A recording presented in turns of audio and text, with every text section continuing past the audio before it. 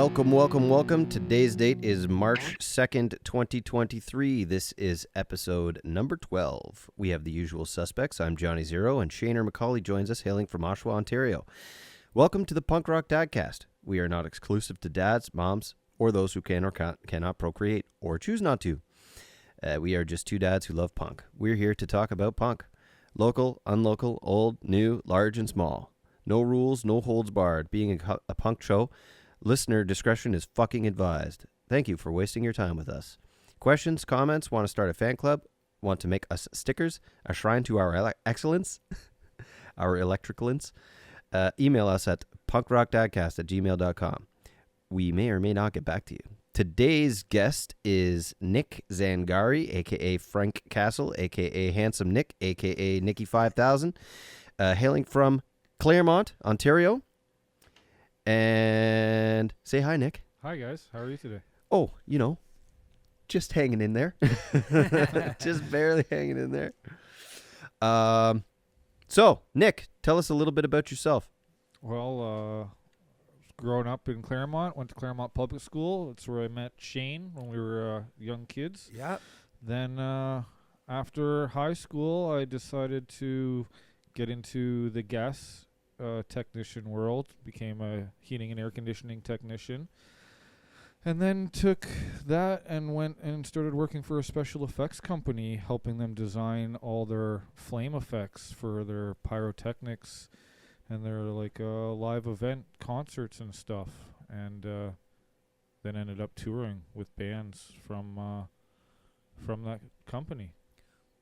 What kind of bands did you first start out with? Well, the first band I toured with, I had never heard of them before. My boss came and he's like, "Hey, we just rented out all this equipment you helped build here, and we want you to go on tour with the Jonas Brothers."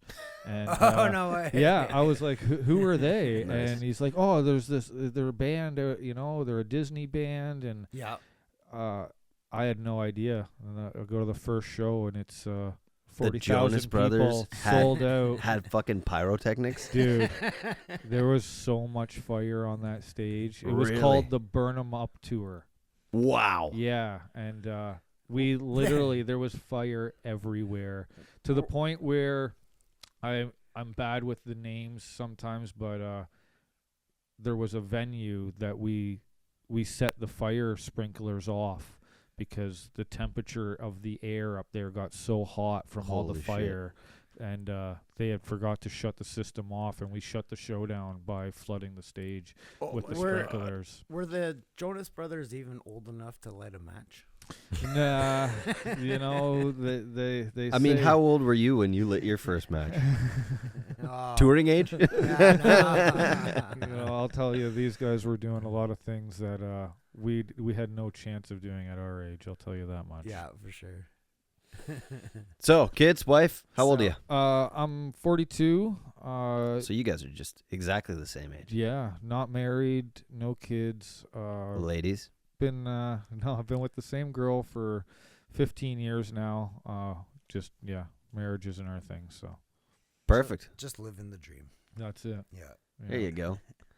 So, So where'd you move on from the Jonas Brothers? So the Jonas Brothers was a good little short 3-month tour in the summer. After that, I moved into a band called the Trans-Siberian Orchestra. Fuck cool. yeah. Yeah, And they turned into be a pretty big part of my family, to be honest with you, because no shit. if anybody knows who they are, Of course. it kind of goes both one way or the other. Either people know who they are, My mom is obsessed. and that's usually what it is. Yeah. So It's for our listeners that don't know the Trans-Siberian Orchestra, educate yourselves. But the Trans-Siberian Orchestra is known most famously for their Christmas albums. Their fucking metal AF Christmas albums. Correct. And I can definitely envision some pyrotechnic shows. I've never seen them live, actually. I'll tell you, in the general of the touring world, they are pretty much one of the highest paid budget when yeah. it comes to their pyrotechnics. I have also heard and read that they're very, very good to even the least of their ensemble. Like they're very well They paid. treat everybody very, very well.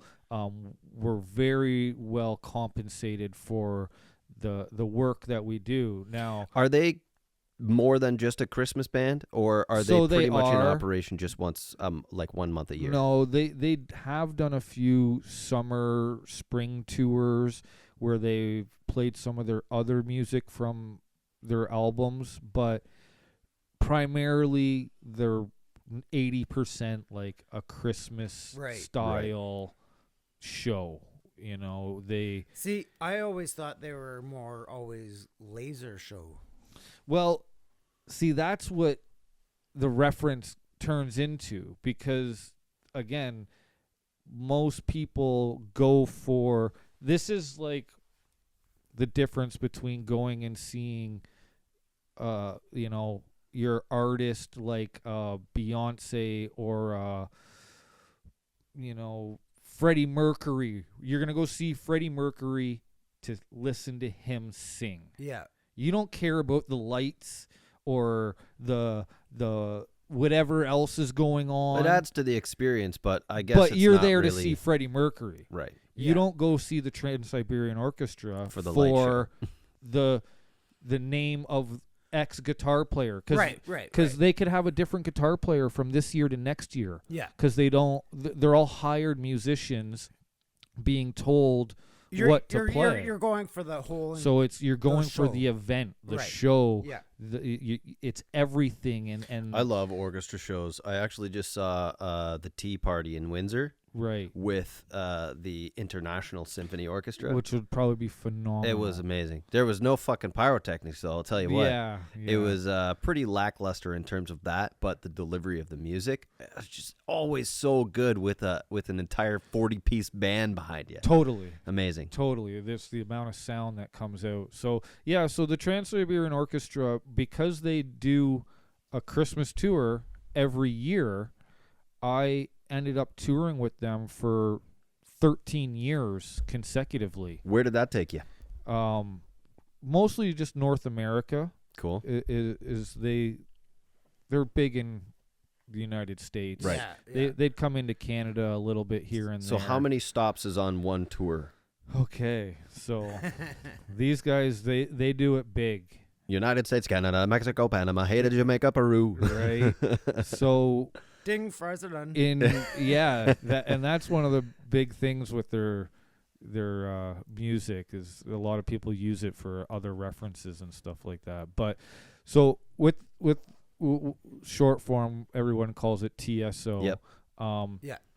They do That's also the Toronto Symphony Orchestra. 5. Yeah. Yeah. And it gets a lot of Yeah. people confused Yeah. when I'm like, oh yeah, I've toured with TSO. They're like the Toronto Symphony Orchestra. Because we do both And then they let out a in yawn. radio, and That's TSO right. comes up in both in Right, radio. right. yeah, true that. exactly. It's confusing. Yeah. So Only in Toronto. they do 8 shows every 5 days.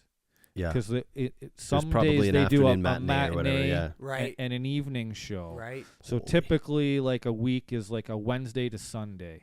We get Monday and Tuesdays off, and every day is in a different city. So I was a Jeez. drummer once for Shrek the Musical Yes. at the Oshawa Little Theater, and we did 14 shows in like I think 10 days. Yeah. So that's about the same. Yep. I guess you do one more per week, but it's like, classes would come in and they would come to do like, during the day to see the shows. And I think my compensation for the entire 14 shows was like $750. Right. Wasn't great. Yeah. But I mean, it's only an hour and a half worth of work. Well, it's every a, day. It's a Yeah. little theater. Yeah. Yeah, exactly. Yeah. I would have done it voluntarily, honestly. Yeah. It was a great little experience.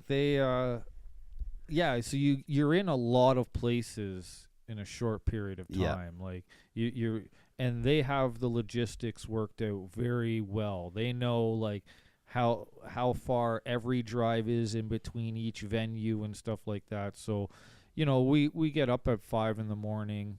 You walk into a place like the Air Canada Centre, to a complete open arena. We, chalk the floor, start hanging the motors, put the lighting rig up. Well, the lighting rig's being built over at one end of the floor. The stage is being built at the end of the floor. The lights go up and the stage rolls underneath. And by 1 o'clock in the afternoon, we're ready for our first show. Wow. Doors open at 2. Show starts at 3. You know, it's 2.5, 2 and 45-minute show. So you're almost till 6 o'clock. You know, audience leaves. We reset all our pyro, refill all the propane tanks and everything. Jeez. And, Wow. you know, 7 o'clock, doors open again. Holy. 8 o'clock, show starts. We do, again, till 11, essentially 10:45 type of thing. And then by the time the audience leaves and everything, we're tearing down, putting everything back into the trucks, usually out of the building by 12:30, 1 o'clock in the morning. How many Red Bulls did you have? See, me personally, I stopped drinking caffeine, anything with caffeine, when I started touring because of the long hour days.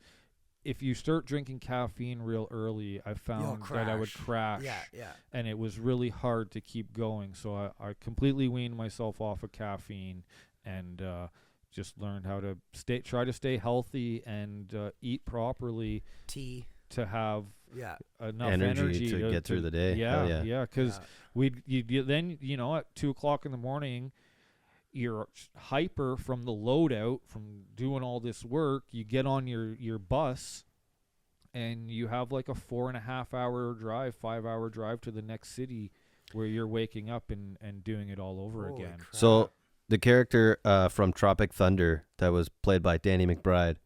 Yeah, I heard that guy's character was completely based off of you. Yeah, yeah. They came and interviewed me, and they said, "No, yeah, that guy's pretty wild." I wish we could live like that on the road, but unfortunately, it's not what it looks like in the movies.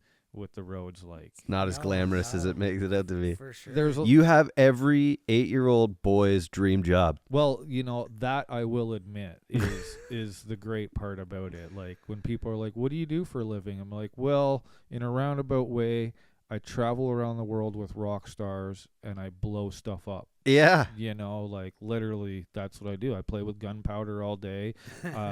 All the things that you were told not to do because it's dangerous. I have a license for. Yeah. And it's like, that's the stuff that everybody wants me to do. They're like, well, we need a big flame. I'm like, okay, so I'm going to take like this propane tank and I'm going to heat it up, which they tell you don't heat it up. Well, I'm going to take heating blankets and I'm going to wrap heating blankets around it and heat it up as much as I can to create as much pressure as I can. Wow. And then I'm going to run a hose out of it with a solenoid at the end and a little flame. And I'm going to open that solenoid and I'm going to release 120 PSI of propane out of the end of this hose. And it's going to shoot a 45-foot flame in the air. Okay, are we ready? So everybody good? That's more pressure than you put in truck tires. Yeah. Yes, exactly. And it's so funny, too, because I feel like every boy and girls, too. Yeah.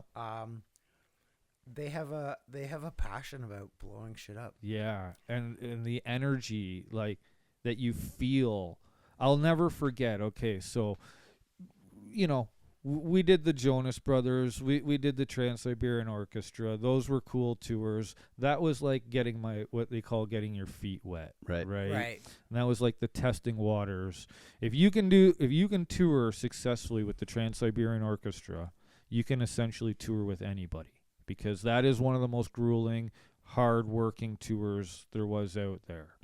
So you're here tonight largely because your most famous, or at least probably the most popular with us, tour was with a very large band. Yes. So Blink182. Holy fucking shit. Yeah. You toured as the pyrotechnic guy for Blink182 for over 7 years. Holy shit! I didn't know it was that long. So it wasn't just like no, and a couple of days. Like, this is not to be like, let's pat myself on the back or anything like that, but okay, so anybody that's a fan of Blink182 obviously knows some of the history. Sure. And, that Travis was in some plane crashes. Oh, Yep. And I actually had that on my list. So I was going to ask you how you do pyro for Travis, Well- who was a burn victim. Okay, so this was the thing. Like, after Travis was burned and whatnot, and they started to do shows again, they had no pyro for a long time. Because of that. Yeah. You He know, probably had a little bit of, PTSD about it. Yeah. Exactly. So when they decided that they were going to do pyro again, they contacted my company that I worked for, and what they did was they brought out the last guy that shot pyro for Blink182 before the accidents. Still worked for our company, but he was a project manager now. Okay. So obviously when they called Pyrotech, they were like, hey, we want to do some pyro. And you obviously know the situation with Travis and everything like that. Right. So we were like, okay, cool. So my project manager came to me and he said, look, I want you for this project personally, because your attention to detail and your work ethic and everything like that will really shine in a situation like this. Yeah. So he tells me, look, you're going to go on tour with Blink182, and this is the first time they've done pyro in a long time. So were you involved in their pyro prior to the accident? No. Okay. I didn't even work for this company at that time, right? So I fly down to California, meet at some studio where we have to do some demonstrations for them with some of the product and some of the effects we're going to be using. So they flew you down. Yeah, and have a meeting with the band. So shit. yep. So I go down there and do a demo for them where I had to shoot off a bunch of stuff, listening to their music in front of them and everything like that, and then sit down and have a meeting. And I sat down, and the first guy that approached me was Travis himself. Wow. And I'll tell you right now, nobody knows the type of person someone is until you're standing right there in front of them, That is having a crazy. face-to-face talk with them. And So what did he say? Well, he's one of the nicest guys you'll ever meet. Really? Very soft-spoken. I never really watched his reality show that he had. Right. And a lot of that stuff too, like, you got to remember, is scripted, and you guys know how editing works and Yeah. stuff Yeah, like that. yeah, Like, you yeah. can obviously edit things to make it look a certain way, and It's and all whatnot. about ratings and Yeah, yeah. exactly. So so he was just like, hey, listen, I've been burnt like over 90% of my body. Wow. This is the situation. He kind of went into detail about some of the incidents and stuff like that, which I'm sure he's talked about on all his, Even for him to just be able to get on a plane again. Well, I think- that's an interesting thing too, and it's funny because I toured with them. So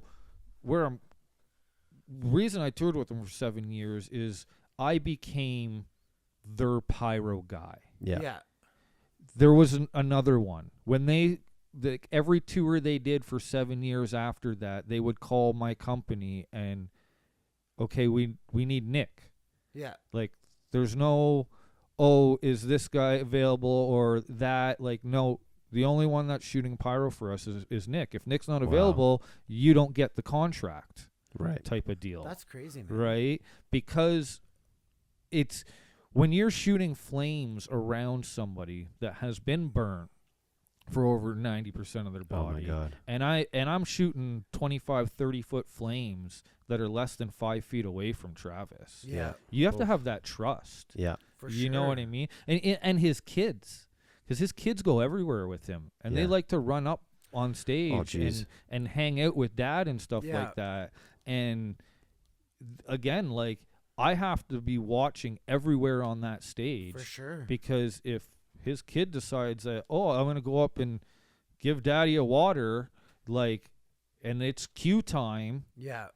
Yeah, or the yeah. wind. We're playing an outdoor show, and the wind, like right. you got to be monitoring all this stuff all the time, Yeah. right? So, yeah, we built up a really good trust basis where I could honestly walk into Travis's dressing room at any time and just be like, "Hey, Travis, how are you today?" Blah blah blah, and Feeling okay. Kind yeah, of thing. and yeah. it was great, Unbelievable. Yeah. So, any accidents?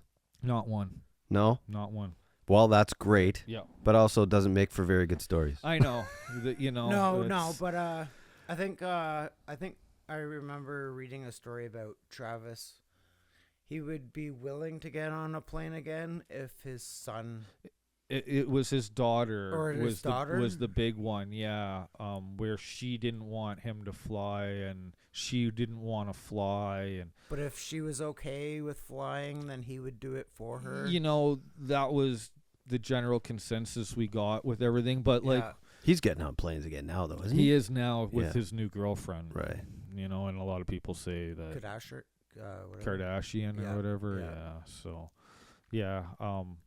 It's funny when you're in their world, you know everything that's going on. Yeah. Their lives, like their kids. Their kids were running around all day long with Yeah. us. Their nannies, like they're on stage. But yeah, we did a couple. Like we did a European tour, twice, and whatnot. And he took a boat over. So, Like Are from you- no way. New That's York wild. to England, like a 13-day cruise or 11-day cruise or whatever it was. are Just- your just- rules and laws and pressures and everything with the gas fitting and everything, are they different over there? Do you have to do things differently? Somewhat. Or is it kind of universal? You know what? Because Canada and Germany are the two strictest places in the world. Wow. They're Really? the highest regulated. I shouldn't say strictest. They're the highest regulated when it comes to construction and any type of trade, right? England also is another one. So if you can deal with Canada, England, and Germany, you can pretty well go anywhere in the world. I could see that. If you can pass their inspections and get by their fire marshals and stuff like that, the rest of the world's pretty easy. Wow. That's a fucking mouthful. Let's play some Blink. I was gonna say that. Nick, what would you say would be a good song for Pyro? What would you say would be? So one of my favorites for Pyro would have been like Damn It. Damn it! Oh, yeah? Yep, that's a real good one. That's always a good one. And Which is crazy. I'm pretty sure. Was Travis the drummer for Damn It? You know what? I think it was Scott. I want to say, yeah, it was wasn't Travis. It was Scott. It was Scott. That's okay. We'll play some Travis Blink later.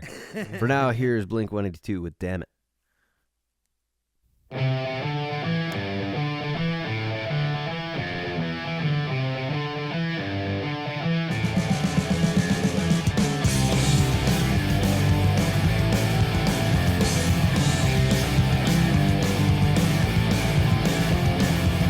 It's alright to tell me what you think about me. I won't try to argue or hold it against you. I know that you're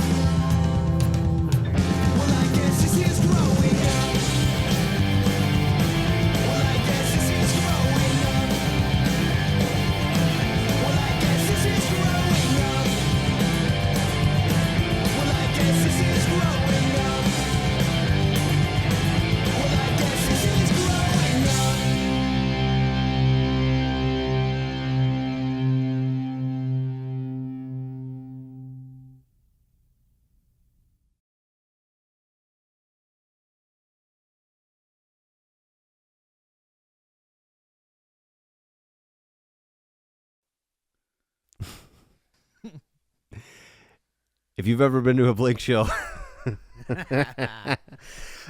Nick was just telling us that right out of the breakdown, coming back into the song, there's a huge amount of confetti. I suppose you're responsible for the confetti as well? Yeah. So. Are you? Yeah. It's technically I'm a special effects technician. So So Okay. I do I more encourage than you just not to pyro. say technically anymore in this podcast. You should say pyrotechnically. Yeah.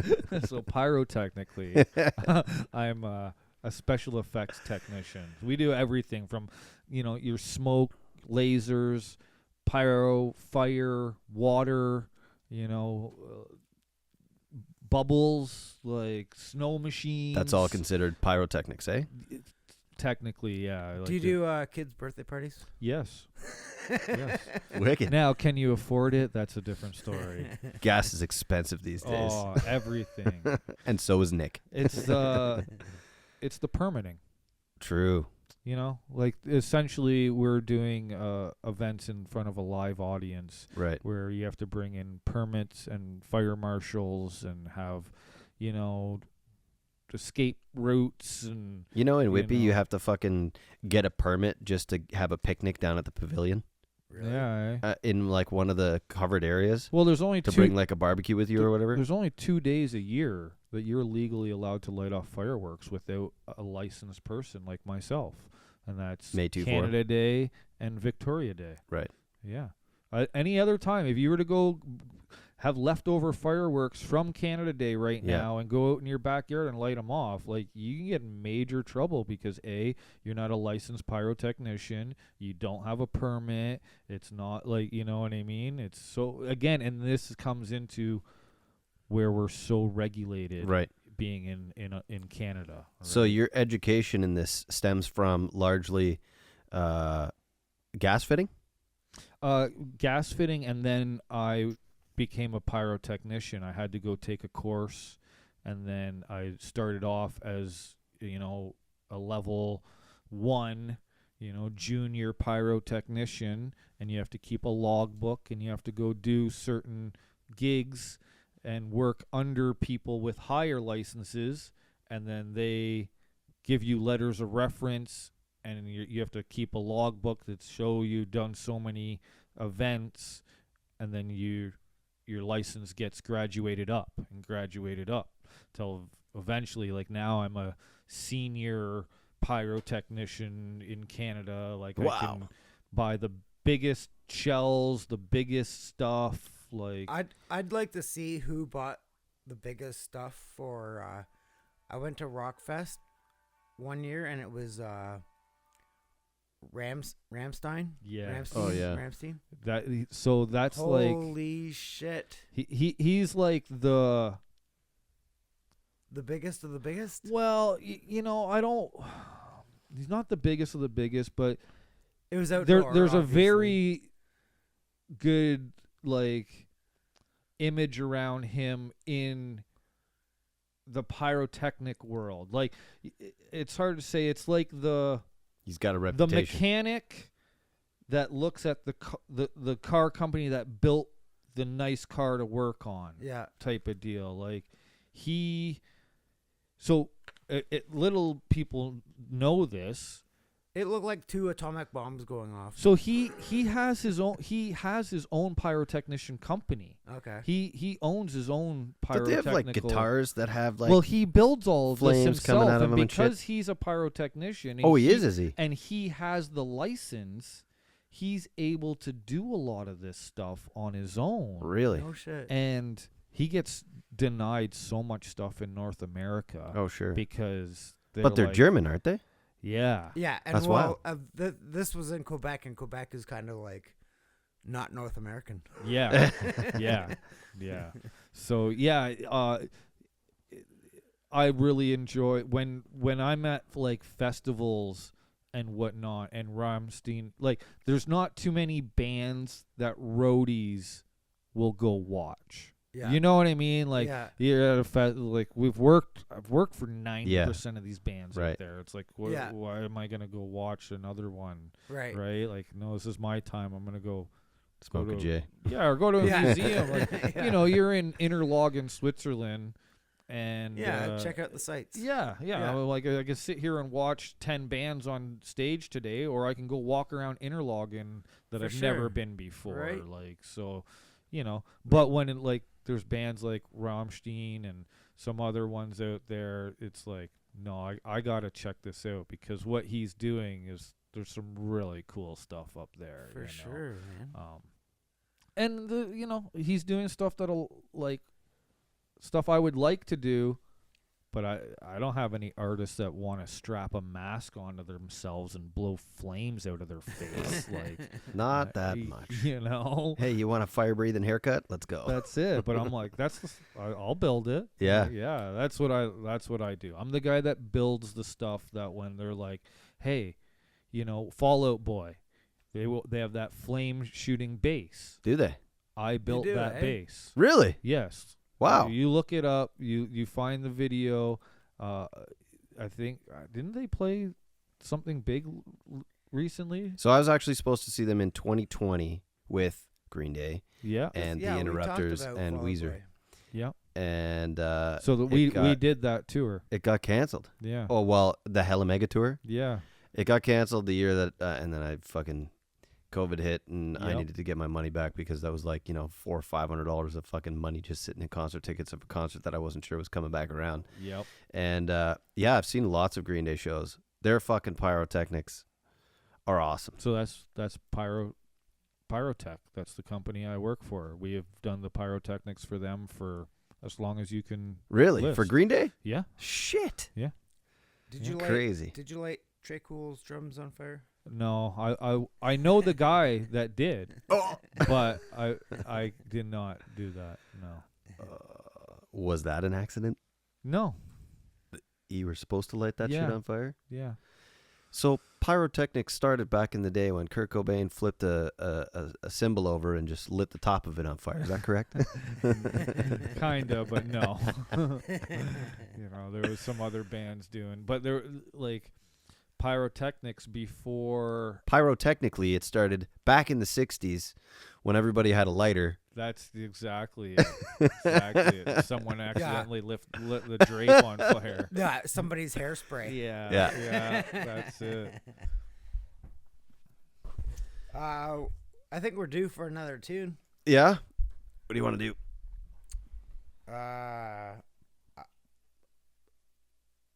I said more CanCon, right? Yeah. Although I don't know. What do you guys think? Nick's our guest. Well, I don't know as much about your audience as you guys do. Just pick any punk song. Okay. Preferably something Canadian, if you can. Is Alexis on Fire Canadian? Absolutely. Yeah, Because I'll tell you. St. Catharines. Yeah, and I don't. Again, I'm not the biggest knowledge when it comes to punk music, but That's okay. they're considered punk, are they not? Absolutely. We've played them many times. Yeah, I would take any. I haven't listened to them in a long time, and I would take anything from them right about Johnny? now. Okay. What's, This could be anywhere in the world. what's one of their newest ones?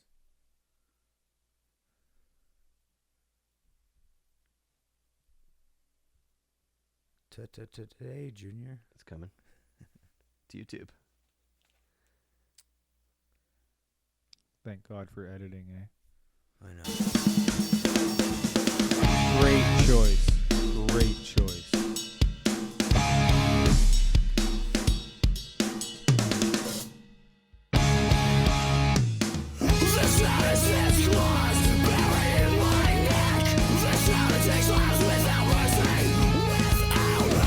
Streets are in distress. The sun suffocates beyond darkened skies. The grass is growing.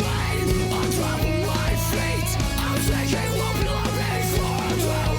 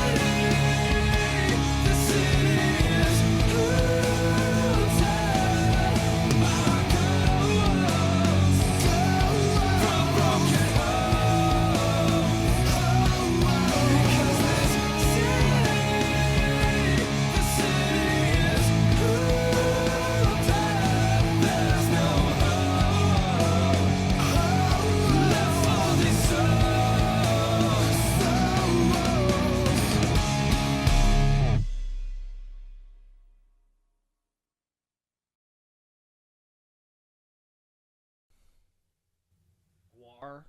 Like GWAR would be there and stuff.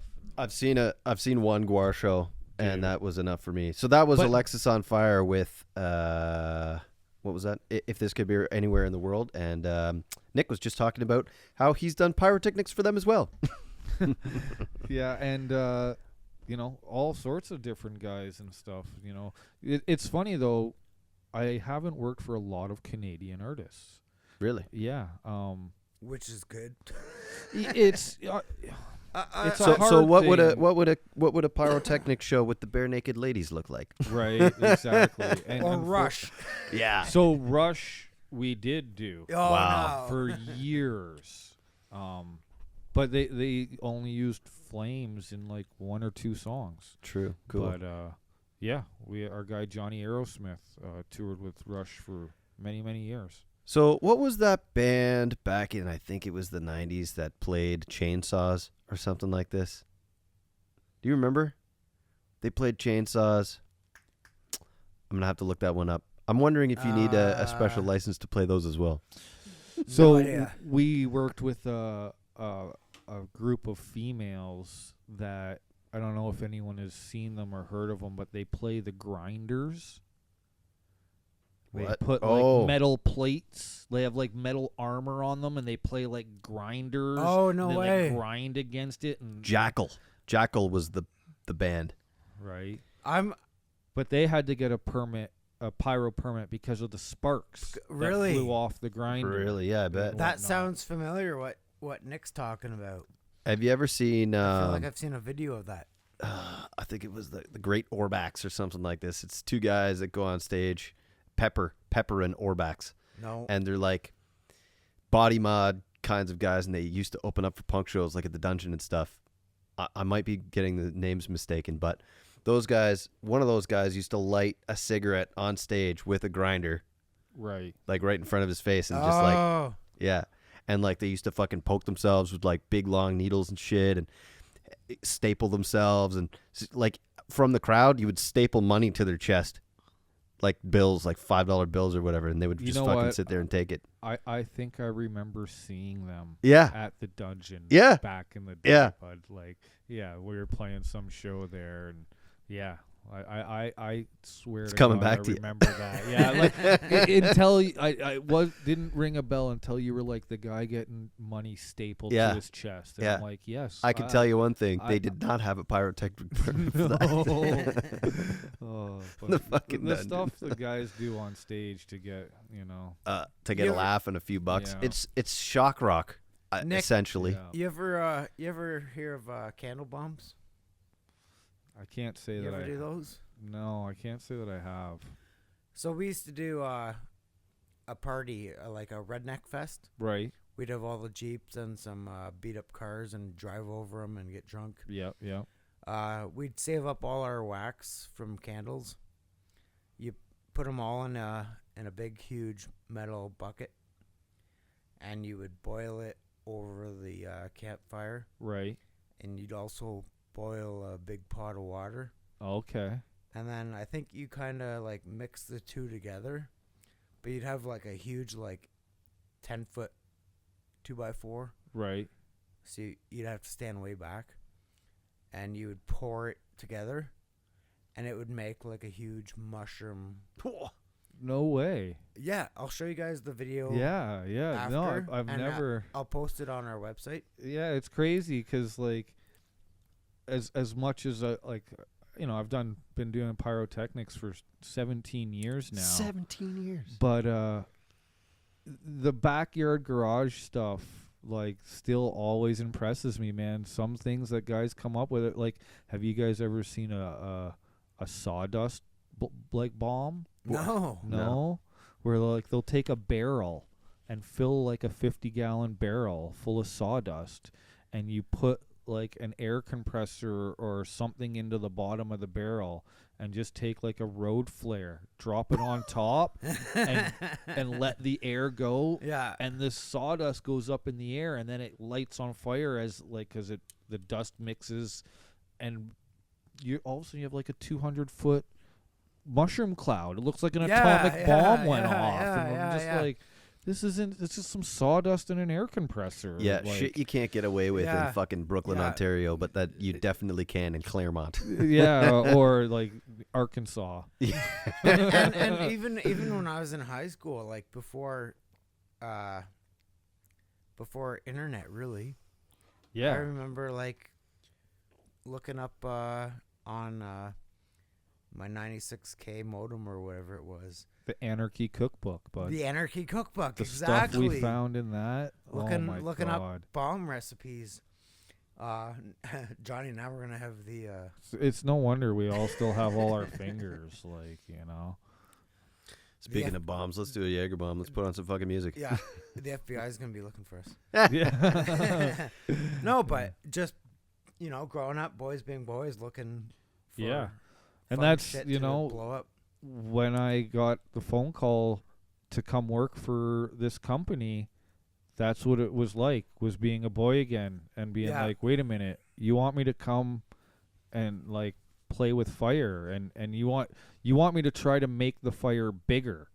Like, Yeah, you know what I mean? Safely. Like, yeah. Yeah, well, and that was the main thing. Right. It was their equipment, they wanted it to tour around the world and they needed all the safety standards to be met. Right. So, so that reminds me too of burning shit.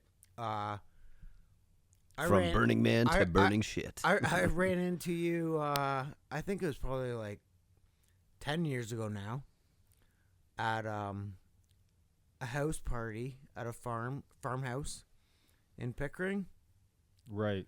and the awareness was playing, Yes. and there was a massive fire pit going on, Yeah. and burning skids and shit like that. It was awesome. The awareness played on a like makeshift we stage. built a stage. I remember we had built a stage and we actually had a backdrop that I was using a projector Okay. to just project like a crazy image on the back, and we had got some lights and stuff. It was one of our first like trying to be put on a real concert, like a real show, Right. but in our backyards type of deal. Where was that off of White's? I want to say yeah. White's Road? Yeah. Yeah, that was a really foggy night for me. But I didn't know Right. you were there. I just remember running into you there. Yeah, totally. I remember lots of skids on the fire. I feel like by the end of the night, maybe a couch went on.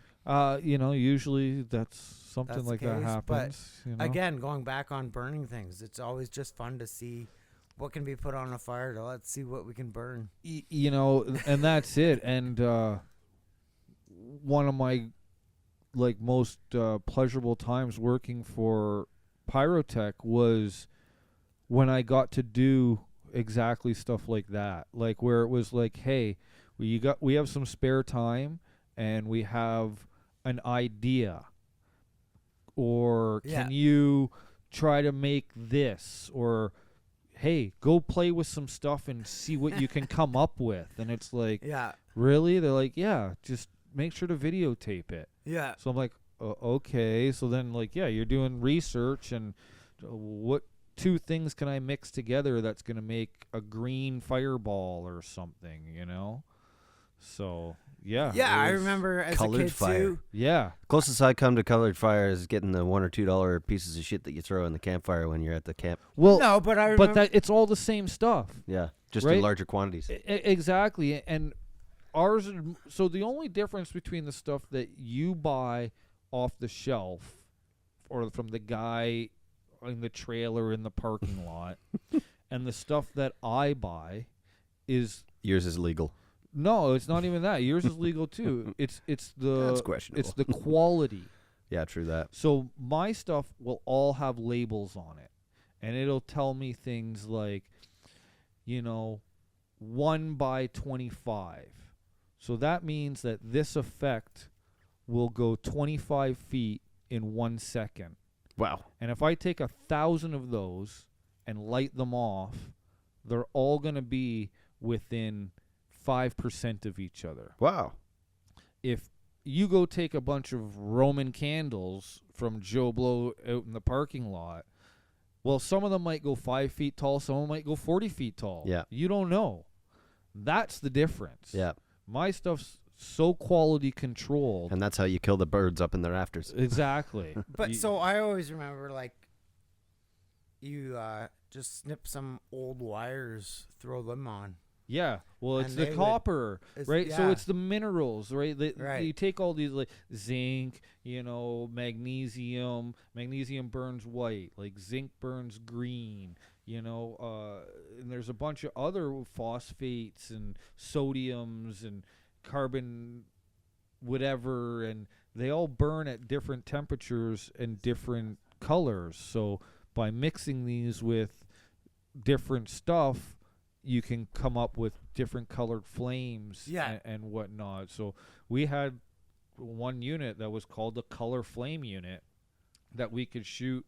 Depending on the bottles, it would hold 6 different bottles, and I could shoot 6 different colors. So Yeah. you could go from a purple to a yellow to a blue to a green Yeah. flame. Yeah. Boom, boom, boom, Yeah. boom.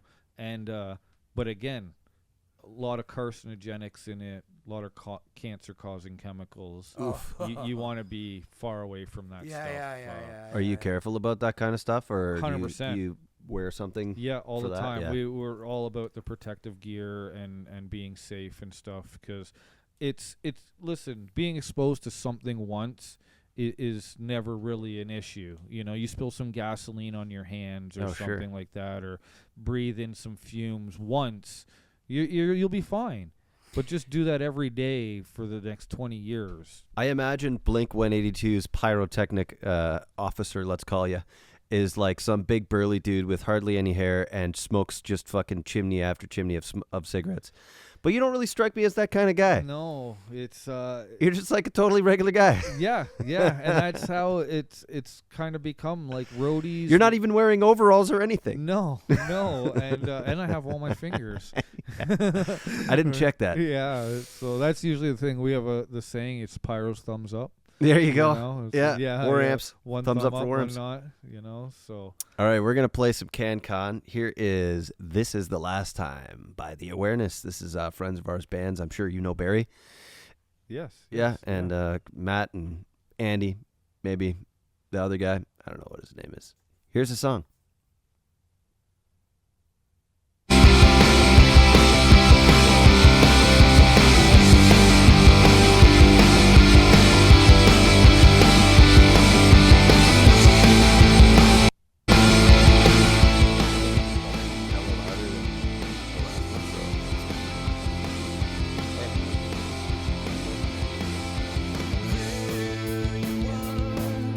You're looking for victims each time.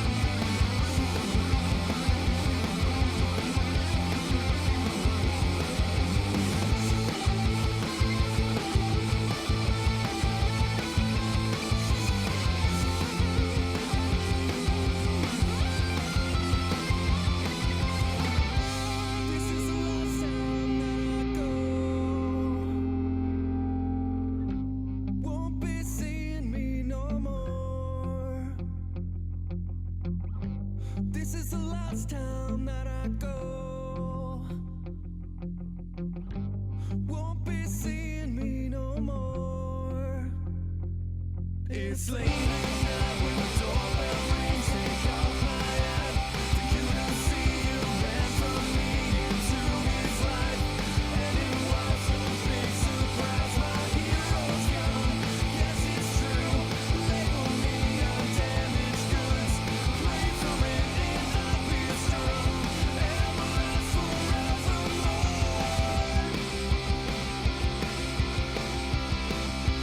You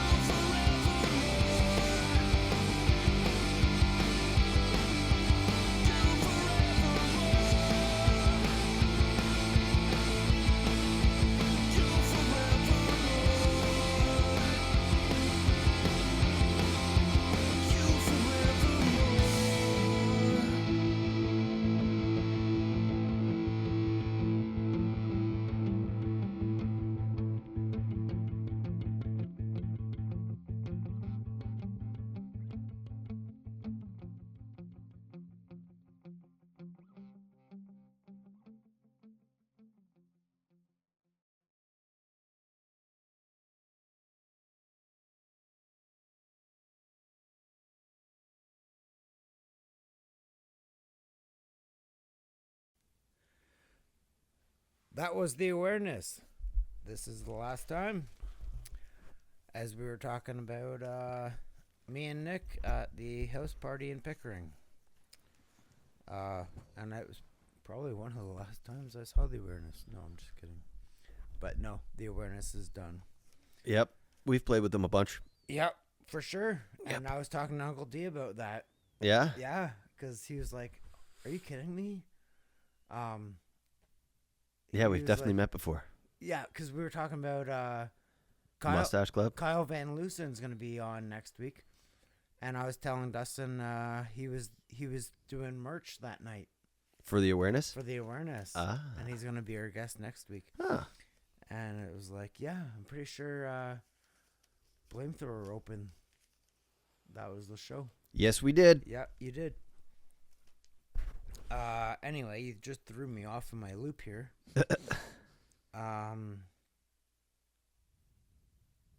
Somebody say something. More stories from the road. I want to pick the brain of our guest here because Yeah. I'm sure he's got a lot more to say. Oh, tons of stories. Like, they can go on for days, to be honest with you. We were talking a little bit off the air about things that we shouldn't say on the air. And those stories are infinitely more interesting than the ones we're allowed to talk about. Yeah, they usually are, but there's certain ones that I'm sure Yeah. their Well- publicity We'll keep- agents will be Do you have all do you have over to me for. sign like stuff? There is, first of all, non-disclosures. the company that I worked for, I had to sign a non-disclosure with them that was a blanket basically for all the clients that I worked for. But there was a few clients that I did go work for that made me sign additional non-disclosures. Because the things you would see and the information you'd get, you're not.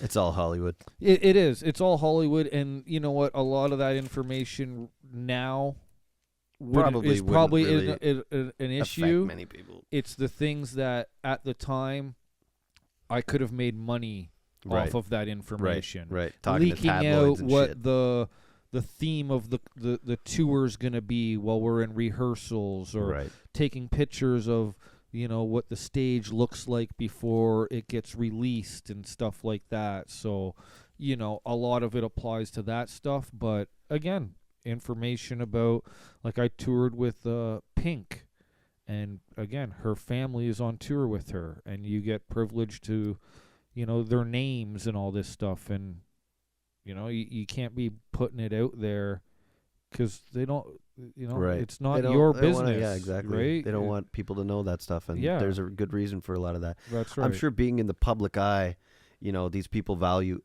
the modicum of privacy that they're actually afforded. Exactly. It's so funny too, because I had on our show, on my list for tonight, for some reason, with Nick, I wrote down in my notes, like, why are people glued to TV reality TV, news, Hollywood, Netflix. Yeah. And you just happen to roll right into this conversation. Well, that's and it's a great thing because it's amazing how much people are obsessed? obsessed with what other people are doing. Right. And it obviously, like, working in the entertainment industry, that's where I made a lot of my money. But it's also just this weird thing how we hold somebody that sings a song on such a high pedestal. Yeah. Like, don't get me wrong, they're talented and everything, but, like, at the end of the day, let's break it down. I'm All sure that person's doing is singing a song. it's easier for a guy like you to approach a person like that or have a relationship with a person like that professionally, one-on-one, because, you know, you're talking to that one person. But then doesn't it just blow your mind how many people come to these shows and pay, you know, good hard-earned money, sometimes the fucking price of Blink tickets. Yeah. I'm sure they'll have a great budget for you. Oh, yeah. For Pyro this But time round. On the Hollywood level, do you think there is any sense of kind of brainwashing or you know? Well, it's, you know, I don't know if I would go to the sense of the brainwashing side of things. Or at least Because, you know, they're not sitting there, you're not getting brainwashed to like Taylor Swift. But what they have done, no, and Taylor Swift is a very good example of the way the music industry works. And it's a game of numbers. So She sells records. well, but let me break it, because I toured with Taylor Swift for 3 years. No shit. Yeah, and I toured with her at the very beginning of her career when we were playing state fairs, rodeos. She was really good at the beginning. I'm not gonna lie. She's an amazingly talented She was entertainer. she was Okay, very, but that's very the difference talented. right there, right? Yeah, it's all in the wording, right? Yeah. She's a very very talented entertainer. Yeah. Was she a great singer? Is she a great musician?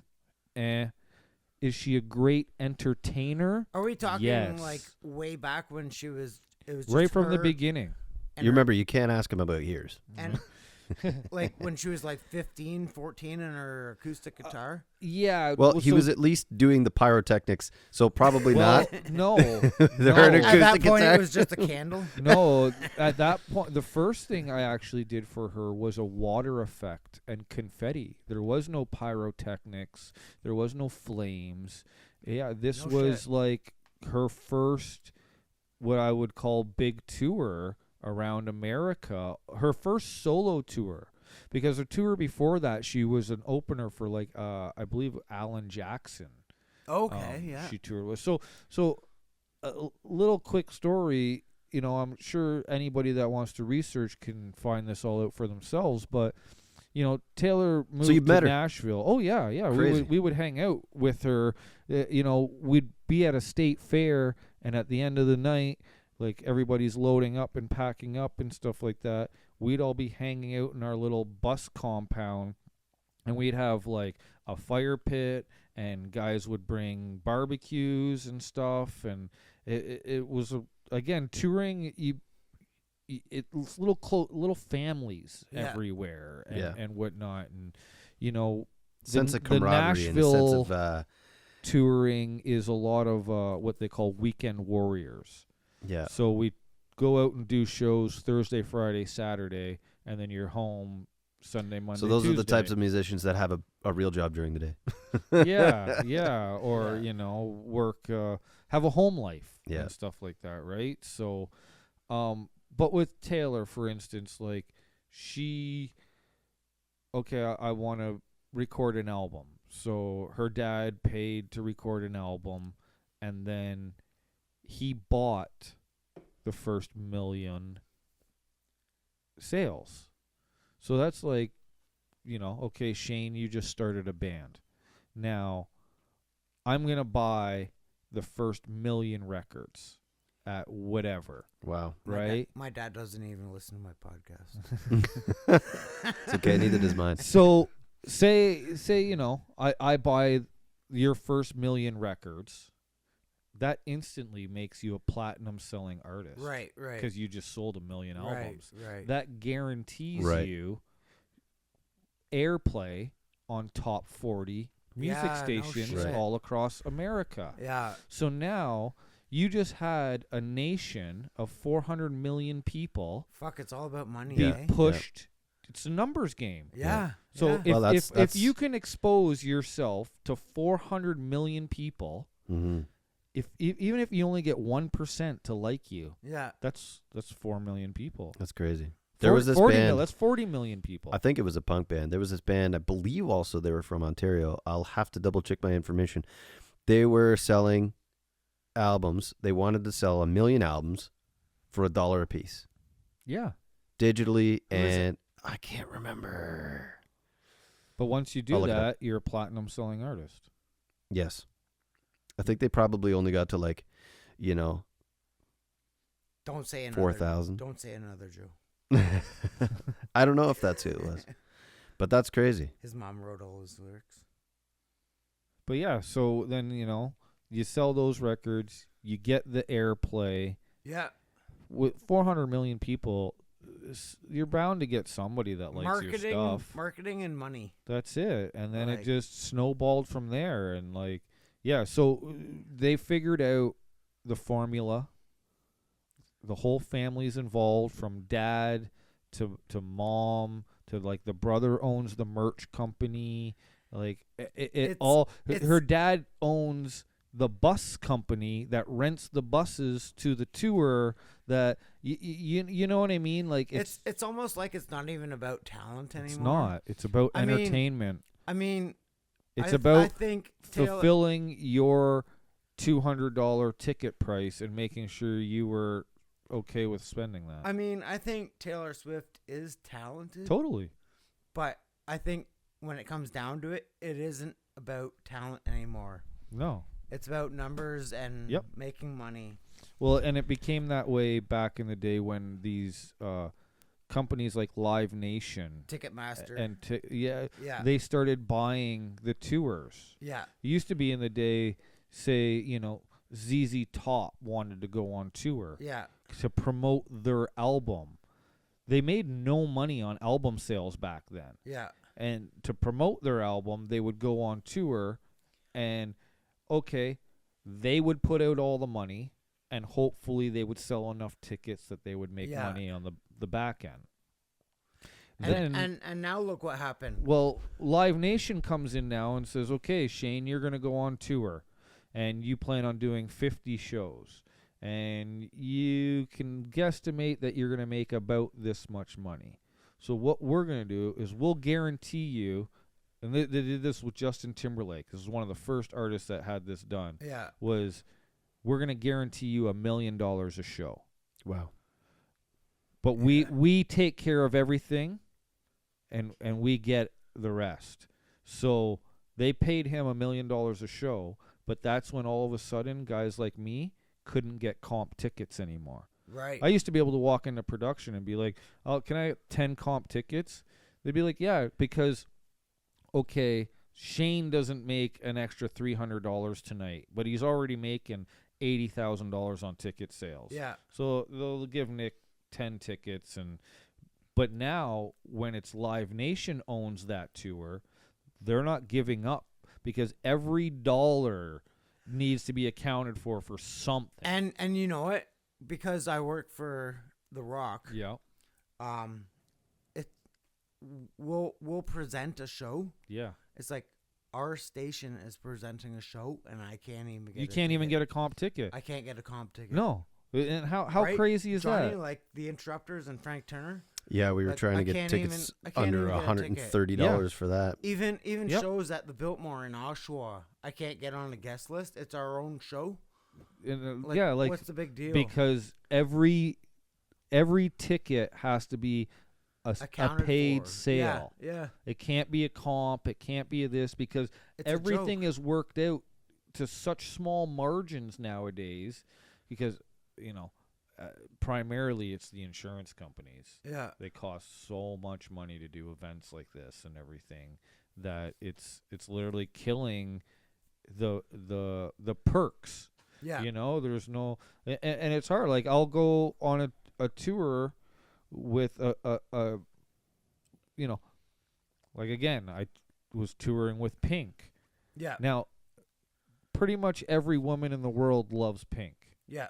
And when you have, your aunt lives here and your sister lives there, but they come to us at the beginning of the tour and they say you only get 2 comp tickets Yeah.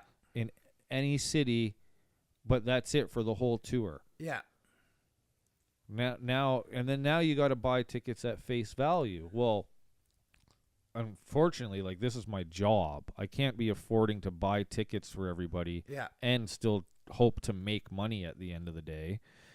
And yeah, they're like, you're touring around the world with an artist that's worth $100 million, and your friends are like, hey, you think you can get me into the concert? And you're like, nope, sorry. I know, right? I can't even buy it. Like, So I'm going to say this live on air right now. This is the time, like, me and Johnny went to see Black Cat Attack and stuff like that, and it's like $5 to get in. yep. This is the time where big record labels, like Frank Turner, Interrupters, it's like $100 a ticket. Everything's so expensive. It's all these indie bands. There's going to be a huge spike Yeah, I agree with in that. local music right now. Yeah. There's going to be a huge explosion because of COVID and everything Yep. like that. We are going to see so much talent in the next year or two. I agree 100%. And I think with the way the social media platforms have gone, Yep. it is such a great way for people to get their talent out there. And Everyone is putting you their don't- music on Apple Music and Spotify. you don't need these record labels Right? anymore. Like, you don't need them to buy you airtime on a radio station Nope. to get your music listened to. If your music's good enough and you believe in what you're doing, put it out there, and that's it. Like, if it's good, it'll spread. People will share it. And Absolutely. like, There is that's- going to be a huge shift right we've now. already you started to see it, and it's Yeah. crazy as it is. Like Justin Bieber. Who he- the fuck is he now? Well, who the fuck is he now? But that's so you look at a guy like Usher, And that who the fuck is One Direction now?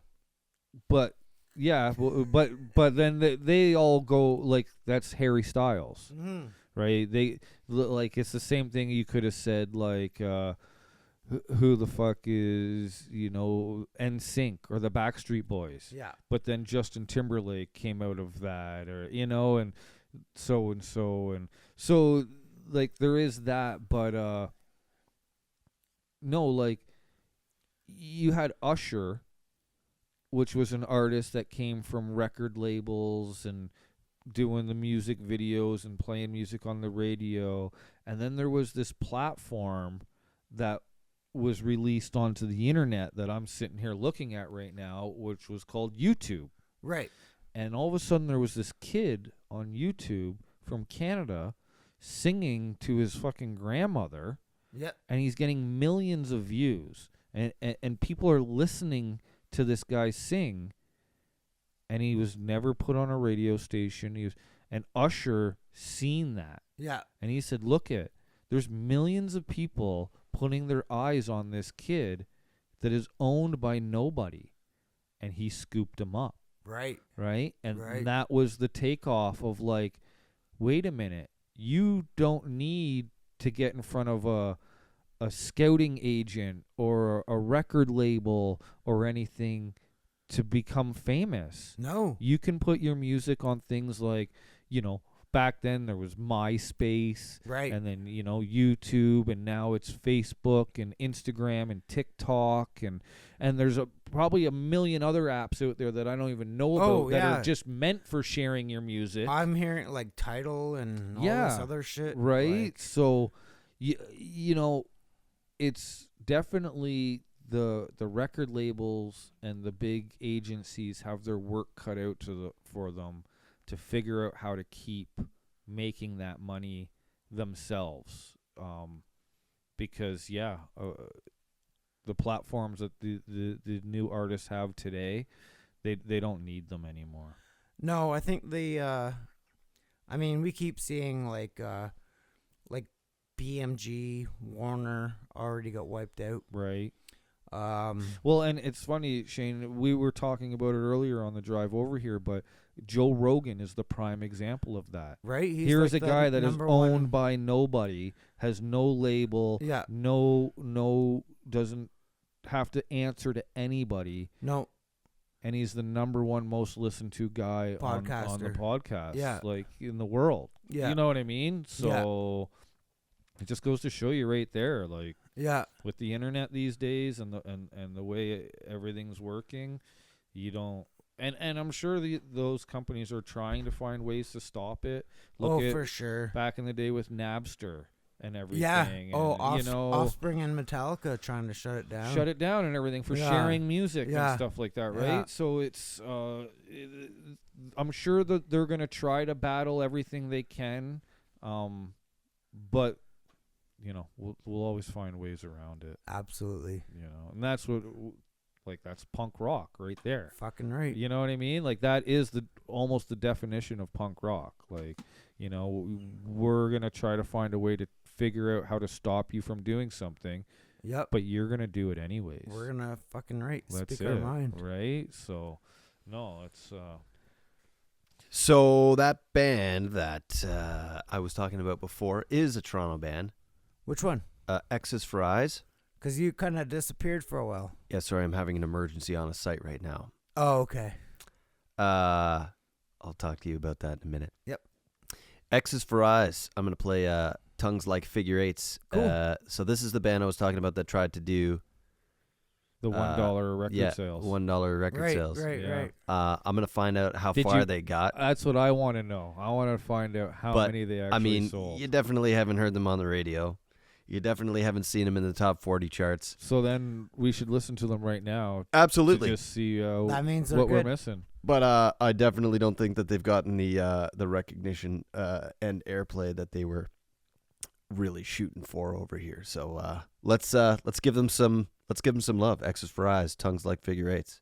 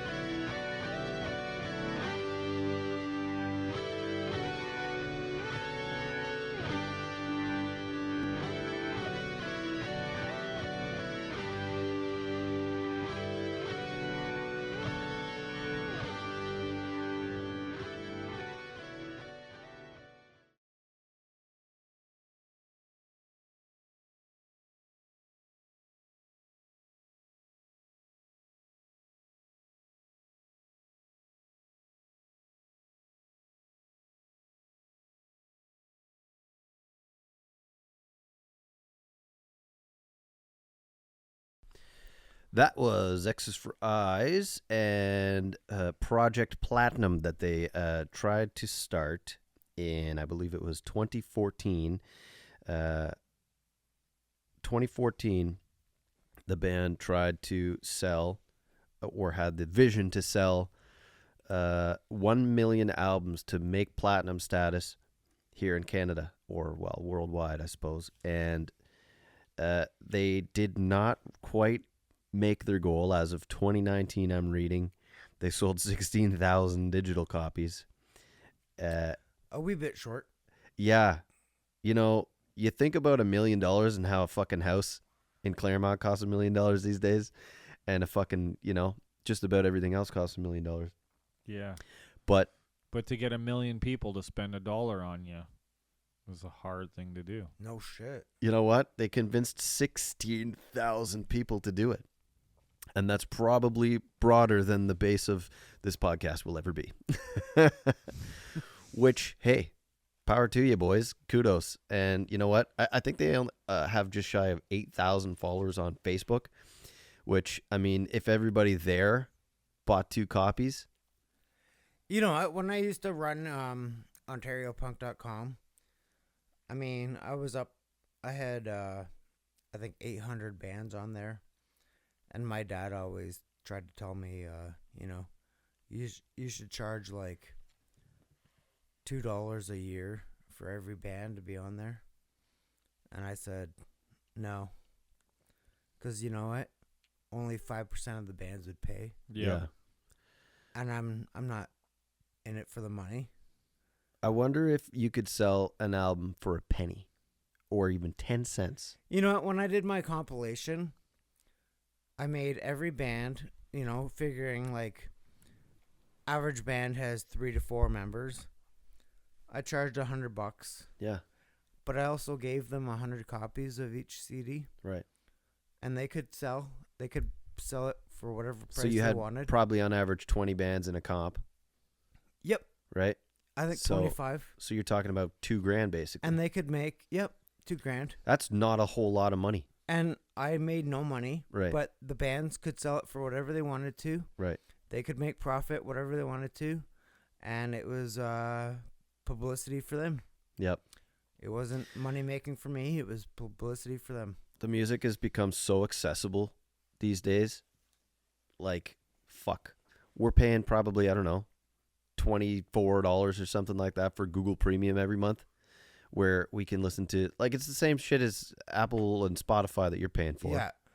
But, you know, different Fuck, format. I used to drive downtown Toronto, 333 HMV, Yep. Yep. Young Street.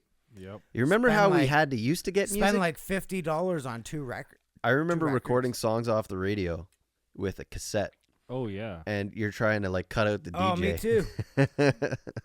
Sit in my bedroom closet. And now we've become the DJ. Mwah.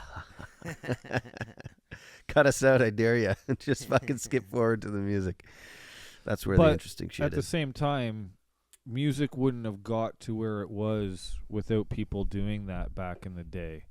You know, we needed For people sure. to push the publicity and, you know, help people expose their music where Right, but that led to the Now- culture of, like, one-hit wonders and, you know, the fly-by-night.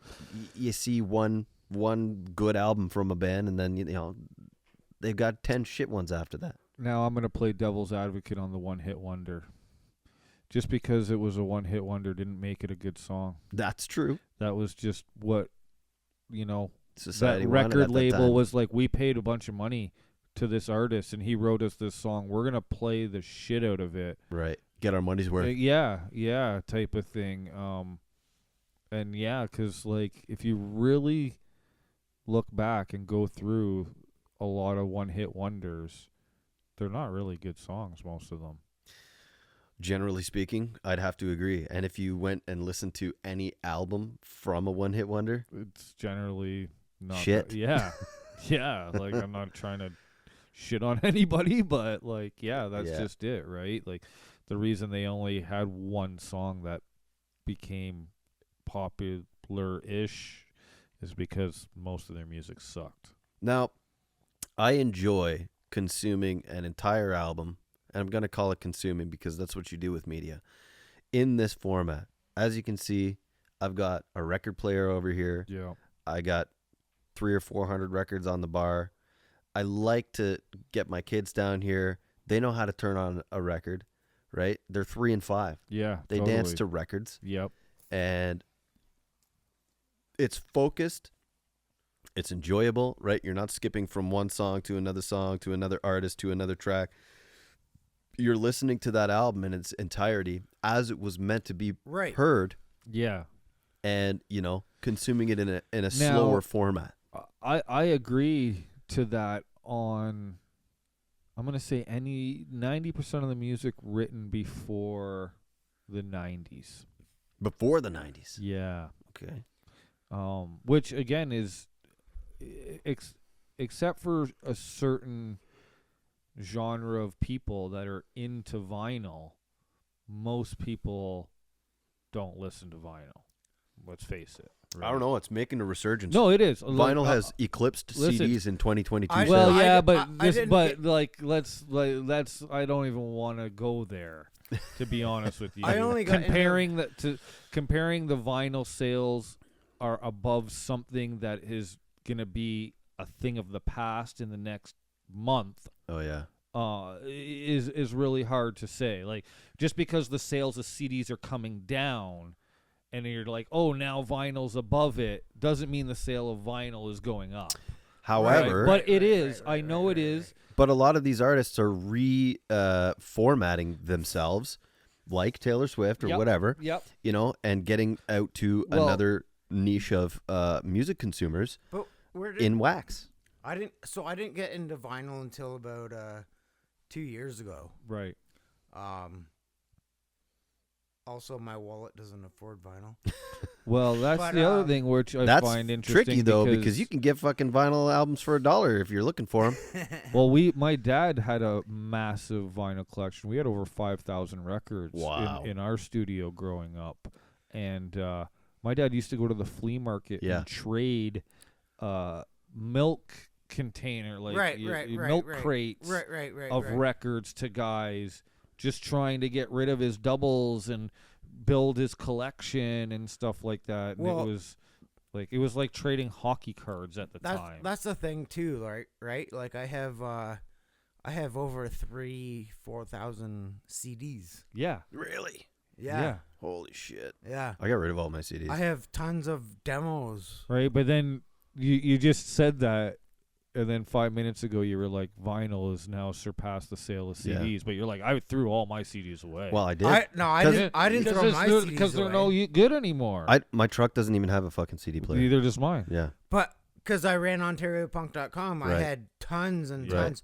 I have fat. I mean, you Records guys and are a little bit Epitaph. older than me. You were consuming music largely at a different time in your life. Yeah. And when you were doing that, CDs were very popular. I used That's to go right. into Universal headquarters at VP and Shepherd, and I'd walk out of there with 15 CDs. Yeah. Wow.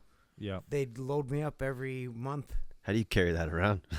Backpacks. Binders. Those Oh, big yeah. The binders. fucking binders Yeah. full of CDs. Four CDs per page, That's right. double-sided. And I used to. I remember this visor come down and you had like 10 in there. No, Yeah. no, I'd never.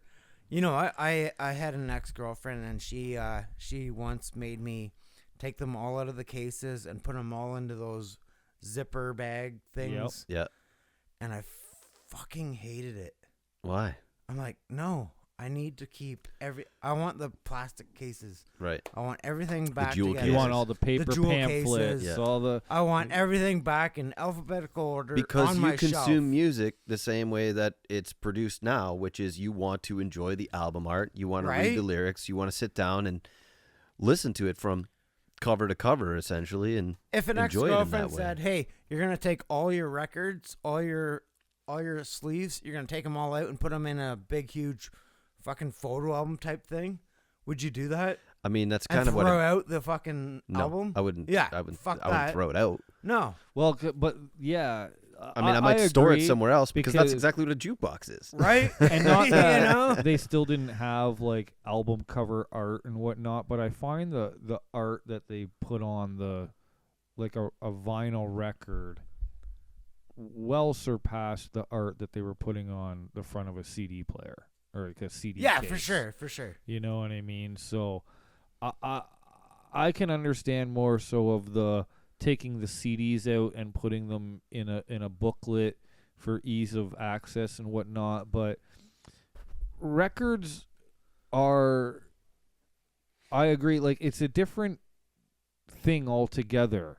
Like I like listening to music and everything like that, but like when you want to sit down and listen to a record, it's a total different experience. You're not like throwing a record on in the car as you're driving down the highway. No. Right. You Actually, know, there was a Cadillac that featured Yes, I know. a record player. Was there really? Yeah, there But- was. But you, I'm sure you it know what I'm sucked. saying, right? Like Yeah. it's generally like the record player comes out when the family's over and you want the good music on, or you want to sit down and enjoy a glass of something and listen to Yeah.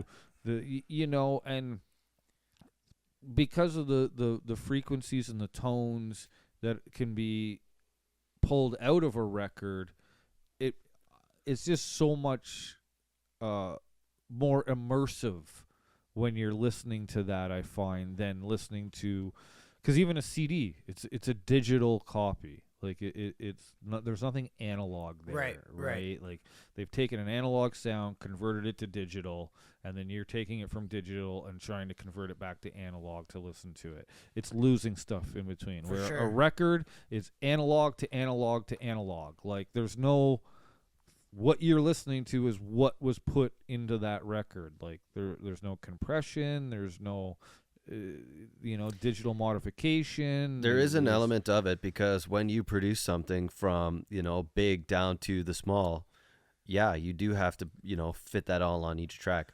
What about It is more to the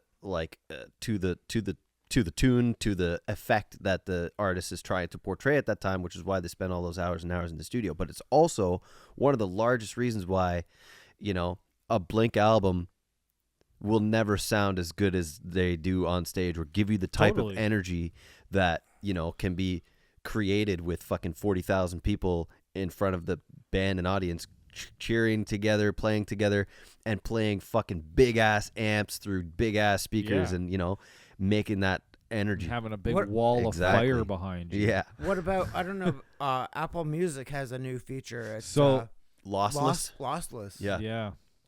FLAC and AAC Yeah. are They are- lossless type. So MP3 was MPEG layer 2 or 3. I think it was 2, and then it was later 4.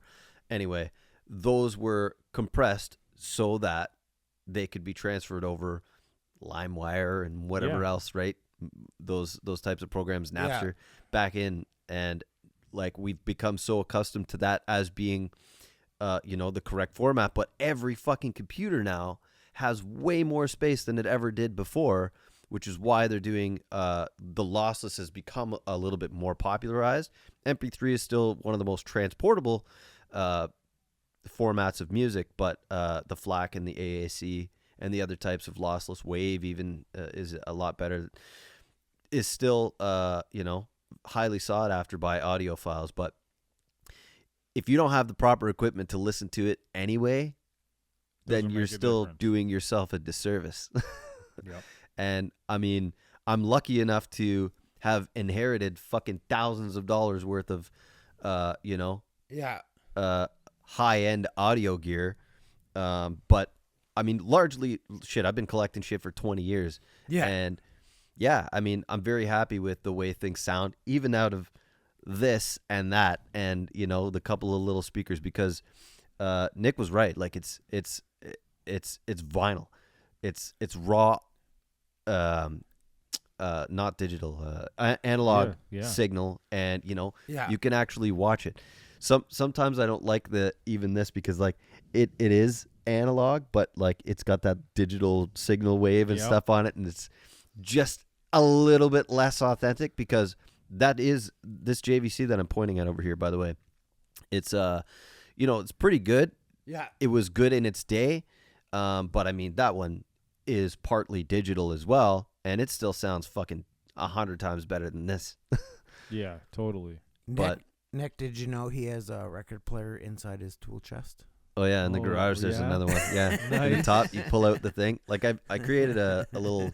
When I go out in the garage and I'm fucking taking out the trash or whatever, I like to just put on a record in there. And Oh, that's awesome. yeah, I'll That's show you later on awesome. the way up. Yeah, for sure. And then I've got a Bluetooth record player, which is the complete opposite of analog and It's lossless. like, yeah, let's take this analog sound and digitally broadcast it exactly. everywhere. You know, But the concept is there because you're still taking the time to pull your Yeah. vinyl out of the case, and it's up at my trailer.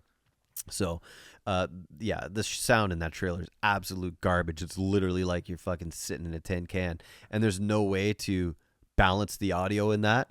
So, I mean, like even the first couple of weeks when we were doing stuff here and we were getting a mono signal back through everything because I only had 3 or 4 audio signals to work with.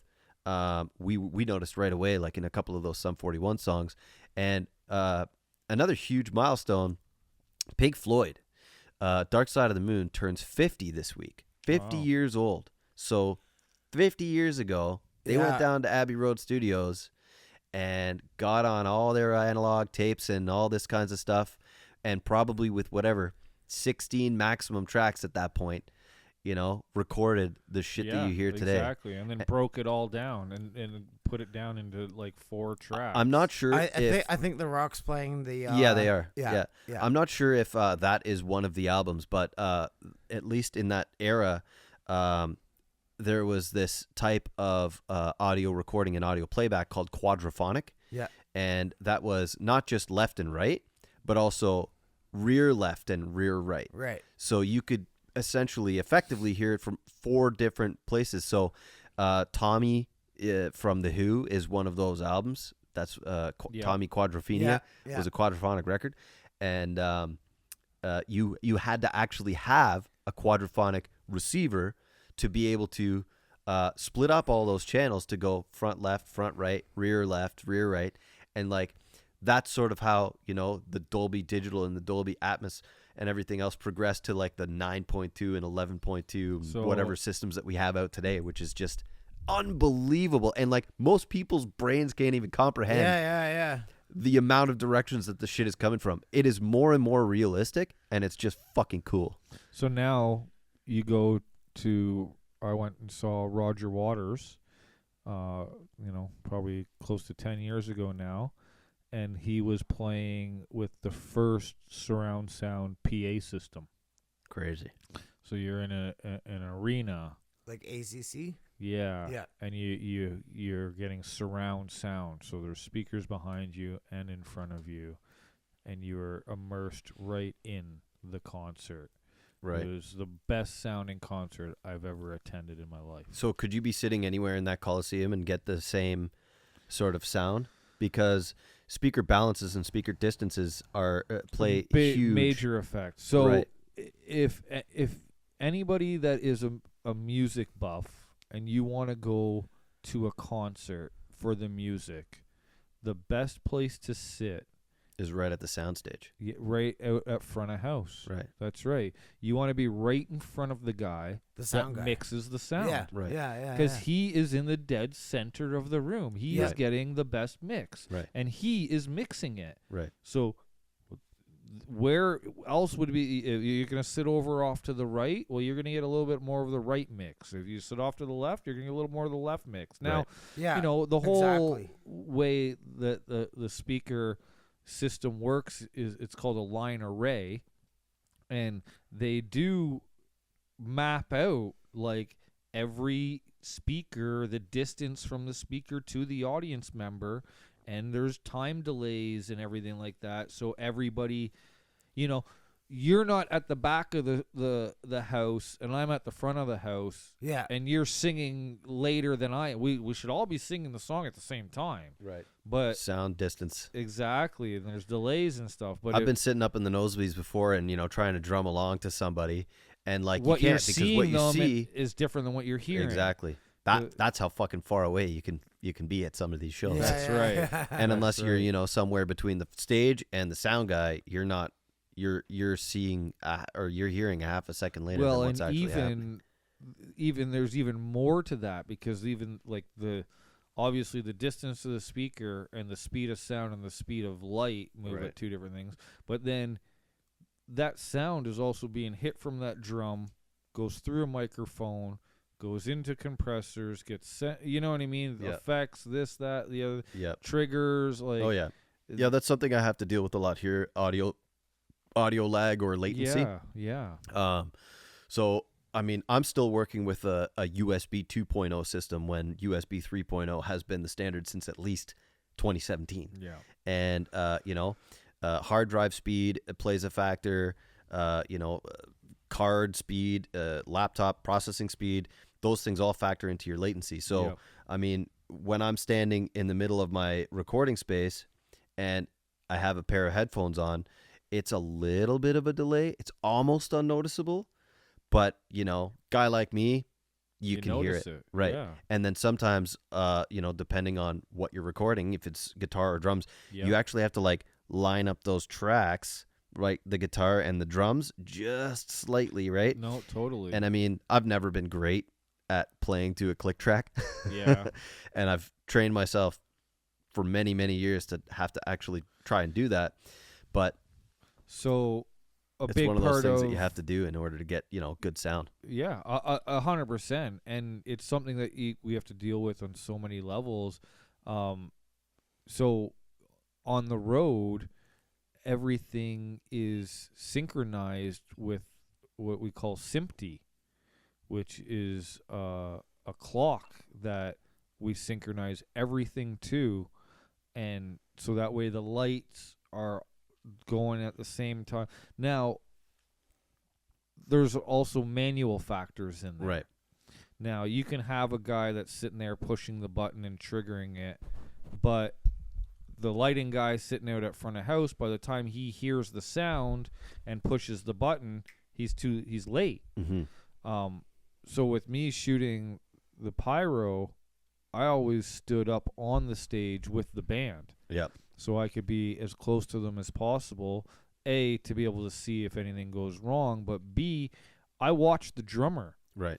And You're a drummer yourself, yeah? yeah, correct. So that's helped a lot with the timing of shooting off the pyrotechnics and whatnot, was being able to anticipate where the music's going and Right. when the big hits are coming and whatnot, because there's a delay in my system also. So from the time I pull the trigger to the time that the effect is going off, there can be a variation of time difference. So you have to anticipate that and kind of pull the trigger a millisecond ahead Yeah. of that drum beat, Right. so the pyrotechnics go off At with the exact the same drum time. beat. Yeah. If I hit it at the same time as the drum beat, well, then they're going to go just a slight after, Wow. and it's really noticeable on that scale Yeah. when you have a concert happening, Right. and then like your fucking front of house to the back of the house is a half a mile long. Yeah, like you hear the bang of the drum, and then you see the stuff go up. And Right. it's like, well, that wasn't on time. I'm sure the people you in the know? nosebleeds see those fireworks before they hear them. Big time. Yeah. Big time. No, you get a lot of that. And then like the concussions and stuff, where our concussions are louder than the PA. So Concussions. it's a loud bang. Oh yeah. Yeah. There's no visual effect to it. We use them a lot in a lot of the rap concerts, and Avenged Sevenfold. I toured with Avenged Sevenfold for a couple years, on and off, and they really enjoyed using their concussions in a lot of their songs. So you're still largely doing a lot of this stuff, eh? I haven't been since COVID. Yeah. The COVID kind of killed the entertainment industry for a little while, the touring world. Even if you've noticed now, like Taylor Swift just announced her new tour coming up. Not one Canadian show. Oh wow. Not one show outside of America. Wow. Right? Now, okay, some people will be like, well, this is just the first leg of the tour. The Mhm. second leg of the tour, they'll go to other places or whatnot. But, Mhm. yeah, I've been noticing that a lot lately. Is a lot of tours are. So are you getting called back for more work now? Not lately, to be honest with you. They, again, being Canadian, and working in a field that is 99% American. I'm sure they probably want to pare down on some of the eccentricities of shows of this nature as well. Like, I'm sure they probably don't want, hey, there's another guy on the tour or another 10 guys on the tour just in the pyrotechnic department, right? Correct. They want to sort of pare down as much as they can on. Yes. So Ouch. that has been a big part of it. They've also got to make up their fucking lost time and revenue. There's lost time and revenue. There's also like the cost difference in everything. Like imagine, okay, you're on an average tour that has 5 or 6 crew buses and say 10 to 15 transport trucks of gear. Wow. And then the diesel price went from $1 a liter to $2.40 a liter. Ugh. What do you think that does to your profits in your tour? Like, Yeah, you know you what have I to mean? drive up the price. And then being in the special effects side of it, you break down a concert. So obviously you have the artist on top. You can't have a concert without the artist, right? So then if the artist, you need a manager. So then the manager, he's okay, we need someone to build the show. So that's a production manager. Well, the production manager needs a stage manager. Yep. So you get all that going.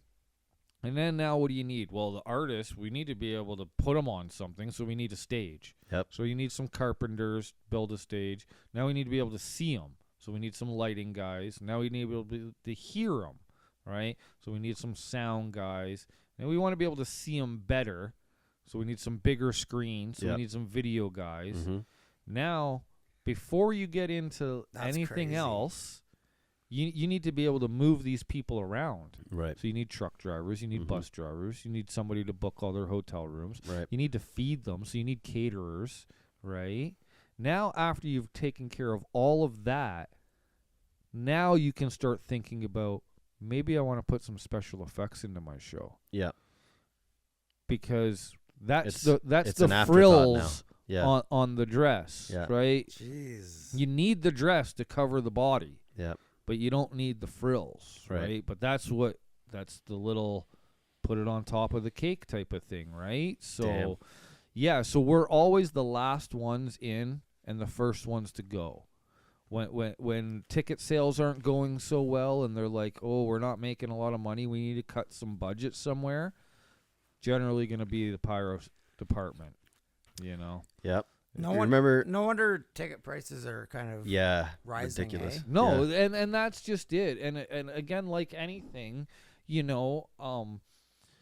with more regulations in the world, more authorities, you used to have a bunch of roadies, and roadies were essentially like another level of carnies. Yeah. We're running around building circuses, right? Like, you look at the guy that's putting up the tilt-a-whirl at the fair, and you're like, oh, well, the next level for him is to become a roadie. And back in the day, roadies were like, hey, I got a band and we're going on tour and I need a guy to set up my drum kit. Yeah. Hey, Shane, what are you doing for the next 3 months? So you just got laid off or you just got out of jail. Like, you need something to do. You just got back from the military. Like, what are you doing? Well, I don't know. Well, hey, come with us and you're going to go build a stage every day. Right, right. What experience do you have? None. You're just going to get shown what to do, and this is what you're going to do every day. Yeah. Right? Yeah. And that's how the original roadies were developed. And then it started being known of, like, you can make good money as a roadie, and you can travel the world, and the technology is moving up, and, like, now we need computers and programmers to program the lights and the this and the that, and we have automation and motors and everything that are controlled by computers. And all of a sudden, the term roadie got changed to, Carney. well, Things you don't technician, write about. It all right? turns- Like, I'm a Yeah. pyrotechnician, right? I'm not Right. just the pyro guy that mixes some stuff in a can and Right, lights it on right. fire. Like, I have a college degree in pyrotechnics. Like, Right. I went to school for combustible gas sciences. Like, you get guys. So now it's an actual like trade. Yeah. And well, look what happened here in Canada a few years ago. And I might be getting this wrong, but I'm pretty sure it was that Radiohead concert yeah, where the yeah, stage yeah. collapsed. Right. Well, Yeah, all of yeah, a sudden, Ministry of Labor walks in, and they're like, "Okay, who put up the stage?" Mhm. And Shane walks around the corner and goes, "Well, that was me. I put up the stage." And they're Right. like, "Okay, let's see your certificate for building scaffolding.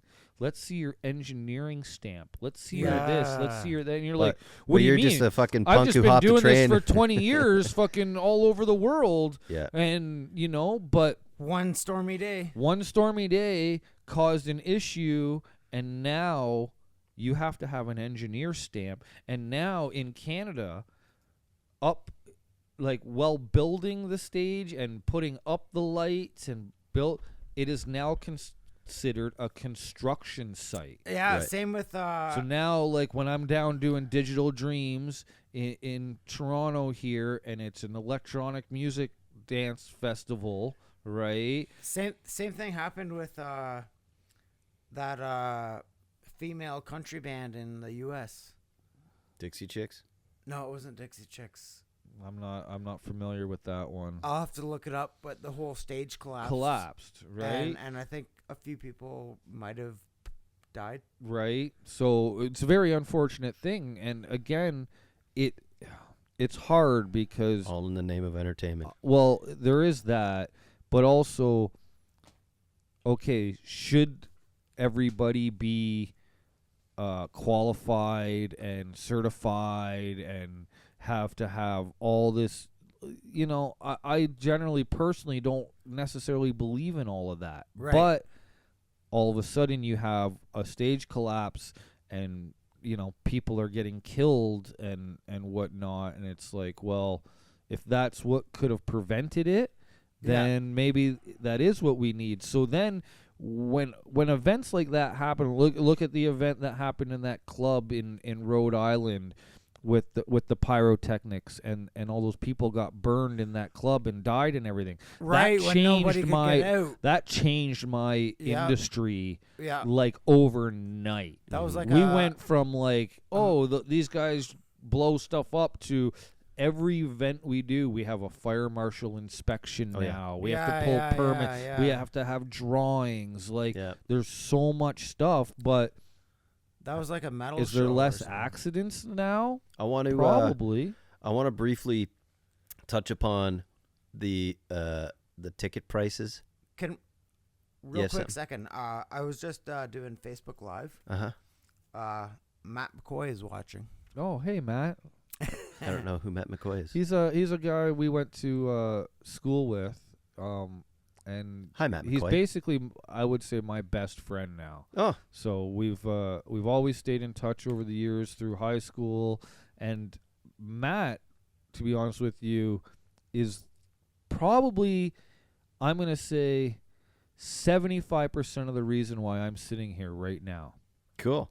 So Matt went Thanks, to Matt. school for theater production Okay. and to learn how to build props and work on stage, and it was a technical theater program. So he learned lighting, sound, rigging, how to build props, all this stuff. And when he came out of college, he went through a few different companies, but ended up finding this company, Pyrotech. Mhm. So Pyrotech, again, not to go back, but is the company that I worked for the past 20 years. Right. And they are a world touring company. that has worked everyone from Metallica, Shania Twain, Paul McCartney, like we do the Super Bowl, the Grammys, Billboard Awards, everything, right? But they're based out of Markham. Wow. Yeah, Markham, Ontario is where the company was founded, and that's where it's still to this day, the head office is there. Yeah. So Matt got a job there working for them, and I was a gas technician installing furnaces at the time. And he was telling me about all the stuff he was doing and some of the interesting stories. And he got you in. Well, he called me up one day and said, hey, these guys are looking for a gas guy to help bring up all the safety features on their custom-made flame equipment. Because you take a custom-made flame effect and start shipping it across borders, you know, they want to, have a lot of questions. Yeah, like, hey, what is this thing? How does it work? How are the safeties work on it? Does it follow all of our code compliances? So me being a certified gas technician, they called me in and they were like, hey, can you help bring all our stuff up to code compliance? Mm-hmm. So that's how I started working for Pyrotech, and it was all because Matt said, I have a buddy that's a gas technician. Crazy. I always wondered if it was you that got Matt into Pyro or the other way it was him. around. He went to college for, like I said, technical theater, and he found this special effects company based out of Markham that just happened to be like one of the leading special effects companies in the world. And still are. Yeah, like cool. Won Piranesi Awards, PLN magazine, like Crazy. all over it. Yeah, and Pyro life. yeah, and actually Matt was touring with Justin Timberlake at the time when he got me into that company. No shit. Yeah. It's wild. And Cool. it's So I've just got this history since YouTube then. clip queued up, and this is maybe a little bit political. I'm not sure. This is a gentleman. I'll have to look up who the fuck it is because I don't think it's who it says it is in the top corner there. But I saw this guy on a TikTok or some shit the other day, and this really sparked my interest about Romans and Colosseums and circuses and times and entertainment and sort of where that all came from, because the Romans had basically everybody enslaved but had certain freedoms, and then when they all got bored and it all looked like they were going to, you know, have an uprising, boom, here you go. There's your some carnival. entertainment, Yeah. just like the Super Bowl. Yeah, exactly. So exactly. That's why it's every February. So this guy is talking about that briefly. I wanted to put this on the show. Here you go. Things you don't write about and you don't talk about because you'll lose your job. And that's where the control is. And that's why they pay anchormen like Dan Rather $2 million a year, because he doesn't question them. He knows that if he goes against them, he's going to lose $2 million a year. Do you think a man that looks pretty and sits in front of a TV camera for the 6 o'clock news is worth $2 million a year? No way. I don't care how long he works and I don't care what he does. There is no job worth $2 million a year. That's why they pay athletes these fantastic salaries. I was listening to the radio the other day. They just contracted to pay one player on one team $6 million a year. Can you believe this? And why is that? It's the Roman circus.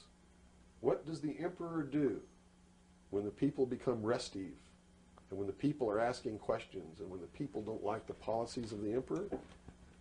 He sends them to the circus. He creates a circus. He builds a giant coliseum. And he begins to throw the Christians to the lions. And he has great chariot races and football games and basketball games, all to keep the idiots preoccupied with things that don't mean anything in the scheme of the entire world, so that they don't have the time to learn what the truth is, so they don't ever get smart enough to learn how they're being manipulated.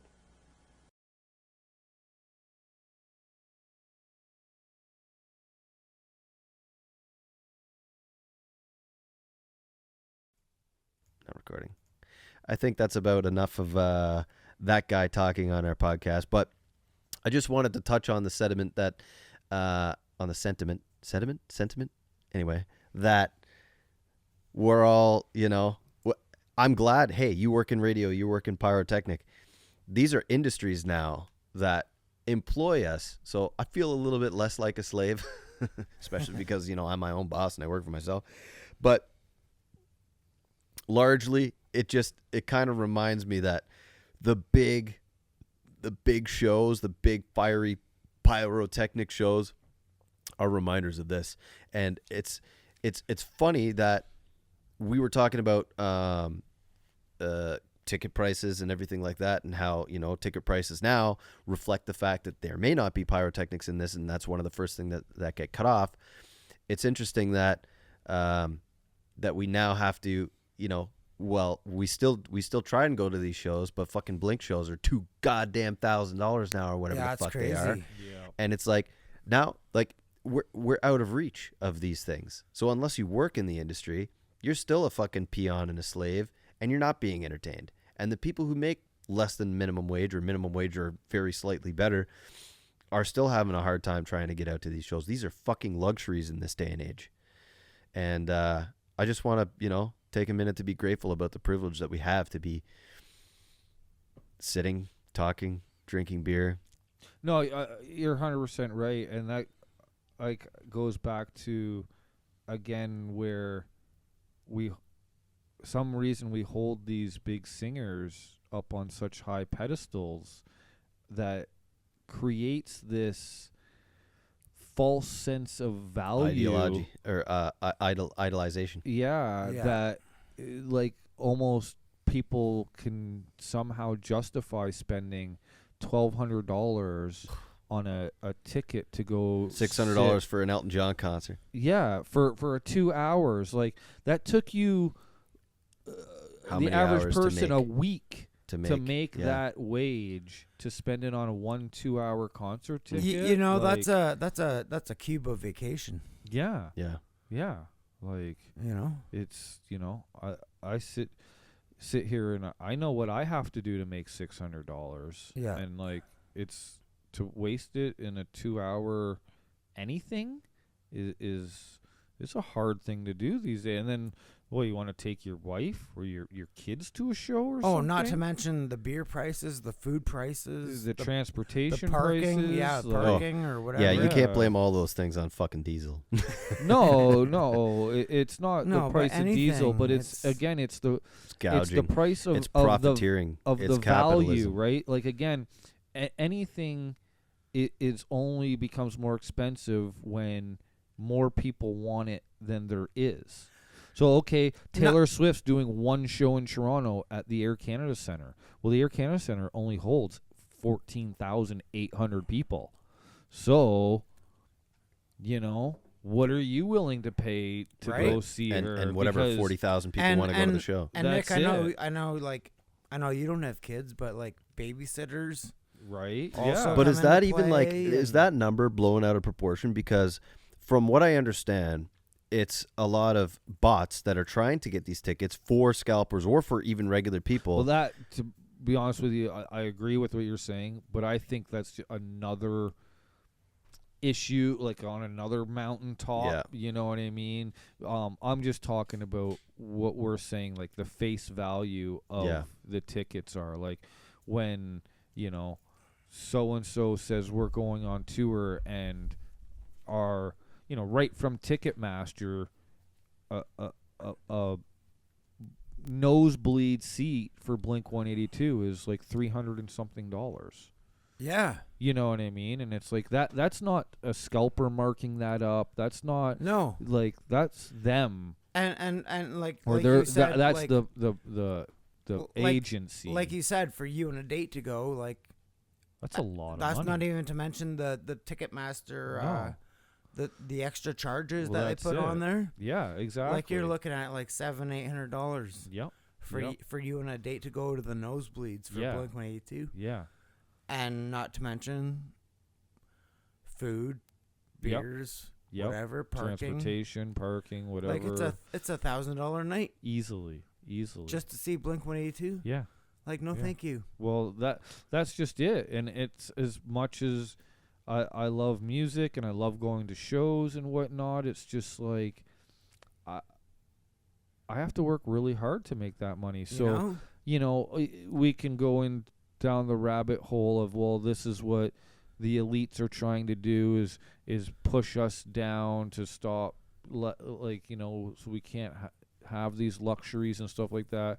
Also, the other thing is maybe we're trying to have too much of everything. You know, we want to go to the concert. We want to go on vacation. We want to have the brand new cell phone. We want to have a brand new car. We want to live in a nice house. We want to, well, you know, to do everything costs a lot of money. And you know what? Like I was telling Johnny before, I'm more than happy to go to these $5, $10, $15 punk shows. Like I agree. We saw Black Cat Attack, and I get just as much enjoyment watching the guy play his guitar busking on the street corner, you know, as I do watching so-and-so up on stage with all the aids and somebody tuning his guitar. Yeah. And like, I'm not a huge fan of the big stadium shows. Right. But I am very, actually, I wanted to bring this up. I am very thankful since, here comes Johnny anyway. I am very thankful because a few years back, I suddenly had this itch on this Sunday morning. I was like dying to go see Blink. And I threw out a message on Facebook, and I was like, oh man, I really want to go see Blink. I'm like, is anyone selling tickets to Blink? I really need to go. And you shot me a message, and I said, yeah, hey man, Community to the rescue. I can, I'll hook you up. Just come down and meet me at the gate. It's funny. I was just telling this story to a friend the other day. Were you? Yeah. And I came down, me and my wife, we met up with you, and you gave us wicked tickets right by the sound guy, which is also awesome, and they were also floor. Yeah. Cool. And when we were talking to you, you guys actually had. So I remember this. You put out the message saying I'd like to see Blink, and I happened to be on tour with them at the time. Yeah. And it's funny because, you know, we grew up in Claremont. Yeah. Together-ish. But you were actually in a grade above me. Right. I was there from grade 5 to grade 8. Yeah, and like we knew each other, but I can't ever really say like I called you up to hang out or come over or anything like that. I honestly remember you being a bully to me. Really? Yeah. That's you crazy. and Lisa Johnson's brother. Eric Johnson. Eric Johnson. Really? You guys are best You guys were the two bullies to me. I was scared of you too. Wow, that's interesting. Yeah. And then I remember in high school, I played in a couple bands, and your brother kind of was always looked up to us. Yep. This was before he started playing. Yep. And I'll admit right now, I am so impressed by the accomplishments your brother's made in music. He's amazing. From where eh? he's come from to where he is now. It's amazing. Uncle Because of that, I remember what, like, my guitar player at the time, Aaron Cobald, like, I'm pretty sure taught Dustin like his first power chords on the guitar. I swear to God.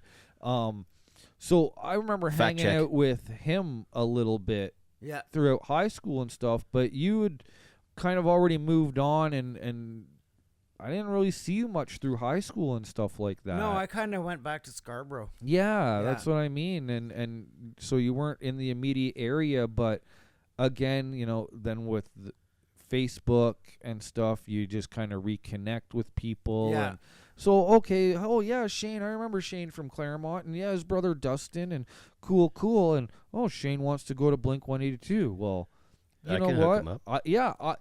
I'm a human being in a situation where I can help another human being. And whenever I'm in situations like that, I like to take advantage of it. Yeah, same. Because it's just like, there's nothing more enjoyable than, and I don't even do it for the reward on myself. It's just a soul reward. Yeah, I like to see if I can help you, why shouldn't I? Right. There's no reason why I shouldn't help you if I can. And I thank you for that. Right. And I do remember running into you at the awareness farm party, the farmhouse party. And I remember, like, you were fucking a super cool dude, and it had probably been like 15 years since Yeah. I'd seen you last. Yep. And it was cool to, So when's the last time you guys connected and talked to each other? well, Well, like again, would have been in public school, and then like recently. was Recently the we've Blink been- concert. Well, no, you did my landscape. Well, and then I came. Yeah, so I borrowed your jackhammer or whatever. well, yeah, but that's it. But again, before the Blink concert, like we might have messaged back and forth here and there on Facebook a few Yeah. times. Do you know Joe Edwards?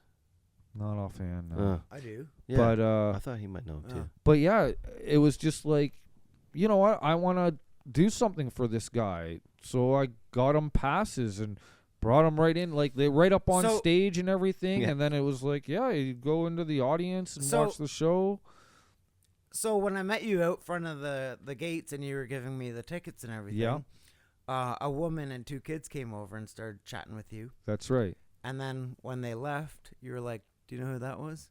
I'm like, "No." And you're like, "That was Mark Hoppus's wife. His and wife kids." and his son. Yeah. I'm like, "Oh yeah." Yeah. I'm like, Because that's how cool They are they with all you. were with me. Yeah. Like his Oh, wife like- literally would stand on stage Yeah. beside me every night, Yeah. and we would just shoot the shit and stuff like that. She was. I mean, a it's not really like nice it's not like lady. Mark and Tom get together for band practice and be like, "Oh my God, Tom DeLonge! Oh my God, Mark Hoppus!" and fucking hug and scissor. No, exactly, but it right? was just like so like normal, laid back. like just well, like, you know what? "Oh hey Nick." This is his life. Like this is his livelihood. Yeah. He's literally being paid to be there. Yeah. This Well, is his and job. it's kind of that's one of the jokes that we like have is, you know, people are like, "Oh, that's so cool that you go work for Snoop Dogg and whatnot," and I'm like, it's the other way around. Snoop Dogg thinks it's cool that I go work for him, Yeah. True right? that. Because like I'm the guy that they call when they can't. When they need something, like, you know what I mean? Like, Yeah. I don't go asking for them. Like, it's kind of the shoes on the other foot at that Yeah. time, right? You're the Like, celebrity over there. yeah. I did a tour with Drake, and I had Drake stand there on stage and tell me I'm the craziest guy he's ever met because I'm literally hanging from a chain 35 feet in the air. Loading explosives onto a lighting truss that we're gonna light off, and he's just like, "Bro, you're crazy." He's like, "You're the craziest guy I know," and I'm like, He probably goes, "Thanks, man. "We're gonna party later." You signed my paychecks." Man. Yeah, we had some good times on that. Again, another really cool tour. Not so much in the punk industry, but so it was a tour I did. It was with Drake. Was he an alright guy? He's a great guy. Yeah. Yeah, super nice guy. Just a chill. I think we made fun of him in another show. Oh, listen, Yeah, I I'll think make it was the fun of last him right one. now. I can tell you things that just blow your mind about him and stuff like that. Off the air. But he no, it was really nice guy. But it was Drake, Waka Flocka Flame, Waka, J. waka, Cole. waka. Yeah, this guy Waka Flocka was a complete trip. Like southern guy, like Louisiana or something Yeah. like that. Really like southern draw, ginormous human being, No shit. but he wore this rooster that looked like What? yeah, Like a live rooster? no, Like a a clock? like Like a Flavor gem. Flav clock? yeah, Okay. But it was worth like $1 million fucking because it was like just covered in diamonds and everything. I'm For sure sure. anybody that wants to look it up can find it online and whatnot. How do you get into cross fucking borders with that kind of thing? And you're coming up here and you're doing You It's just, got to be a replica. you just cross the border with it. No, because this You put it in the fucking X-ray just like No, the next guy. it's a different world, dude. This is the entertainment industry is a different world. Yeah. We don't do a lot of border checks. Yeah, I and guess stuff so. like that. Like, No shit, eh? and good. Well, it's not that it doesn't happen, but okay, good production managers know what they're doing, and like anything, when you get to certain levels, you get phone numbers that the general public aren't privy to. Yeah. So we do things like when we're on a tour and, say you're coming up from the States into Canada and you got 113 crew members. You got 25 truck drivers, 10 video guys, 16 caterers, like blah, blah, blah. Yeah. 15 band members, right? Like, you know how long that would take at the border Yeah, for no every kidding. single person one at a time? So you just kind of bypass. So what they do is they forward all the information, Right. right? Like my production manager will call up the border agent and get a broker and send in all our information a week ahead of time. Right. And then they know who's going to have a problem at the border already. It's So kind of they'll- like any film crew. yeah, so right? they'll be like, okay, yeah, you got 113 people coming in. And that's when you get those stories of this guy couldn't cross the border, so we're gonna have to get a replacement band to come and That's right. do this for this part of the tour. That's right. Or the bass player has a DUI on his record and they won't Yeah. let him in. So, Like the Johnny's coming to fill in for Shane on bass this weekend. And Yep. Shane gets 3 days off in New York. You know Yeah. what I mean? Like, 'cause Yeah. he can't cross the border. Still getting And- paid for the tour, I guess. Yeah, so, yeah, All right. so there's been We- situations like that. We got to play some music so that we're not doing only talk. I like the talk. I know. Say, it's a so do I. podcast. What- I went with some Iggy Pop here. All right. Oh, Cool. nice. Iggy Pop. Iggy just released a new album, I think, this week or like this No last week way. or something. Yeah. I've heard only one song on it on the radio, actually, and I was very surprised and thrilled to hear Iggy doing new things. And it's like, look, if Ozzy can do it, why the fuck can't Iggy? I love Iggy Pop. I always loved Iggy Pop. This one, I haven't heard it yet. It's called Strung Out Johnny. God, suits you.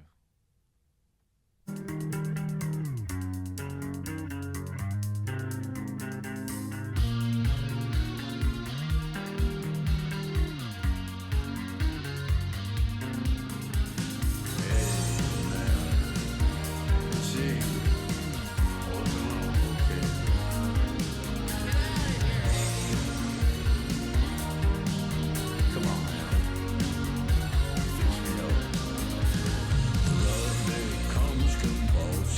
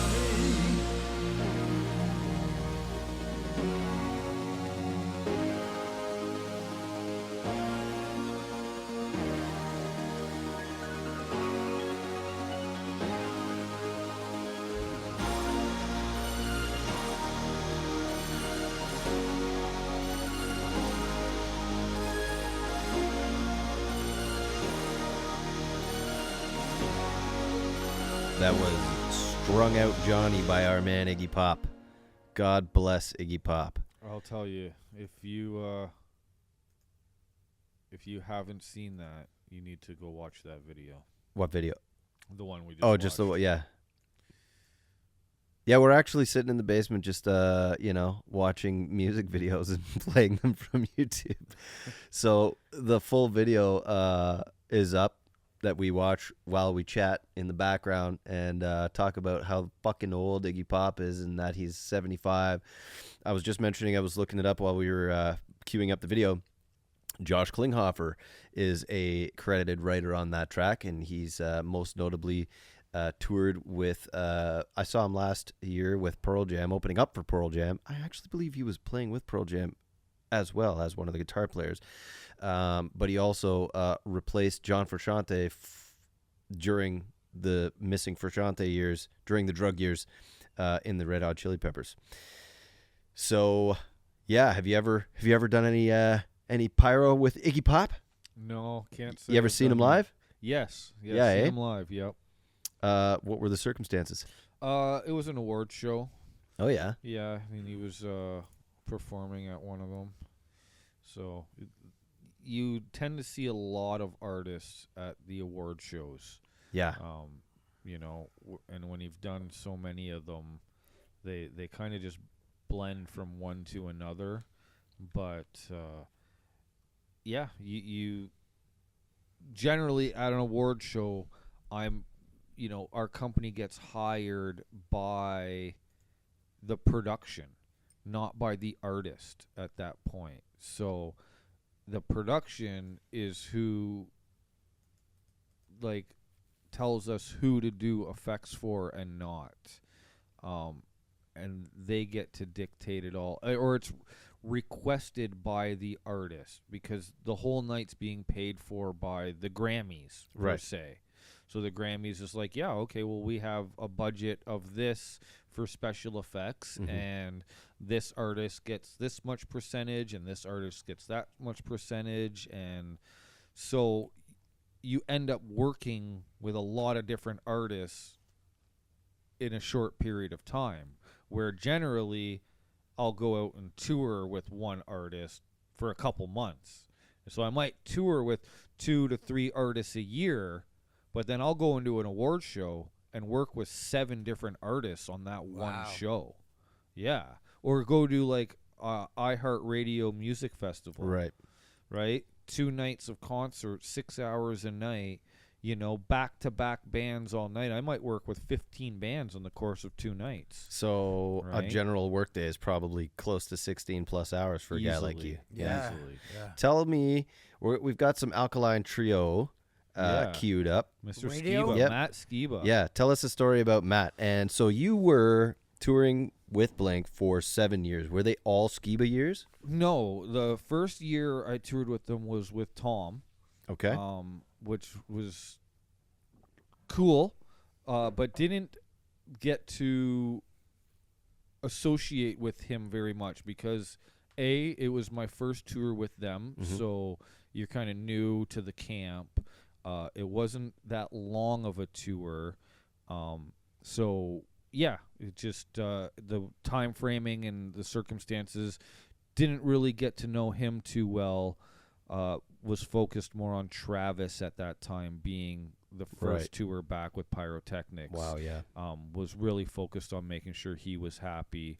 And Mark is You're not really there to make friends. pretty much the leader of the band when it comes to the technicality sides of things. So he watches the videos and stuff after the shows to make sure things went right and things Well, I can looked totally right see him and being everything. a fucking production guy. But That's like a Matt again, Rock. Yeah. every night as soon as the show finished, I would go straight to Travis and just ask him, were you comfortable with everything? Yeah. And slowly and surely, we just kept pushing. And his drumming was Be- just probably completely unfazed, eh? You have He's no a idea. consummate This guy's a professional. machine. Yeah. Okay. Yeah. So, that's all I'm going to say about that, because I never really liked Travis Barker as a drummer when I was younger. Really? Yeah, I didn't really think he was as talented, and You thought he was a whatnot little as overrated, eh? people. Yeah, exactly. And then I went and watched him. and Yeah. I worked with him, and I watched what he does and how he does it, and the guy drums the entire set to I just to love- nothing. No, wait, this way, because you've never heard of anybody that's done this before. He drums the entire set to nothing but a click track. Right. He doesn't hear the guitar. He doesn't hear the vocal. Really? He doesn't have the bass coming through. No shit. He's just No. focused on doing what he's He doing. Plays the song.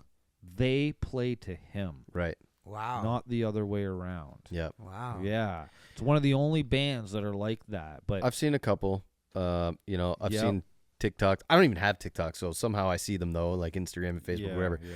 Short videos. And like I don't know, So, fucking Papa Roach but or how- something how- is like how- this how- is what you hear in the headphones, and it's just a click. But how do you do that? Because some bands like to switch up some of their verses. They or don't. They don't. Take a pause. No, they don't. They do sometimes. I've seen them. Don't they? Like at the end of a song, do a nice big concert ending or something, Some of them with some of that, but and like jam through it. It's probably just a rehearsed jam, Shane. ding, ding, ding. Yeah. Yeah, maybe. So eh? it's extended, Again, but it's going rehearsed back extended. to the Huh. formulated record label Right. where everything has like venues have curfews, yeah, for sure. so you can't sure. just like I'm Espe- just gonna espe- add 5 minutes onto the end of this song with a guitar Yeah. solo You for get the hell of $100,000 it. dollar fine. Right. Yeah, or all of a sudden- especially Budweiser stage, they have a big curfew. Oh yeah, because Ones, they're outdoor. the outdoor ones Yeah. around communities Yeah. are super, Yeah, super curfew. outdoor. The, Yeah. the other ones are like the ACC has a curfew, but it's because everything's like we have so many laws, labor laws. Yeah.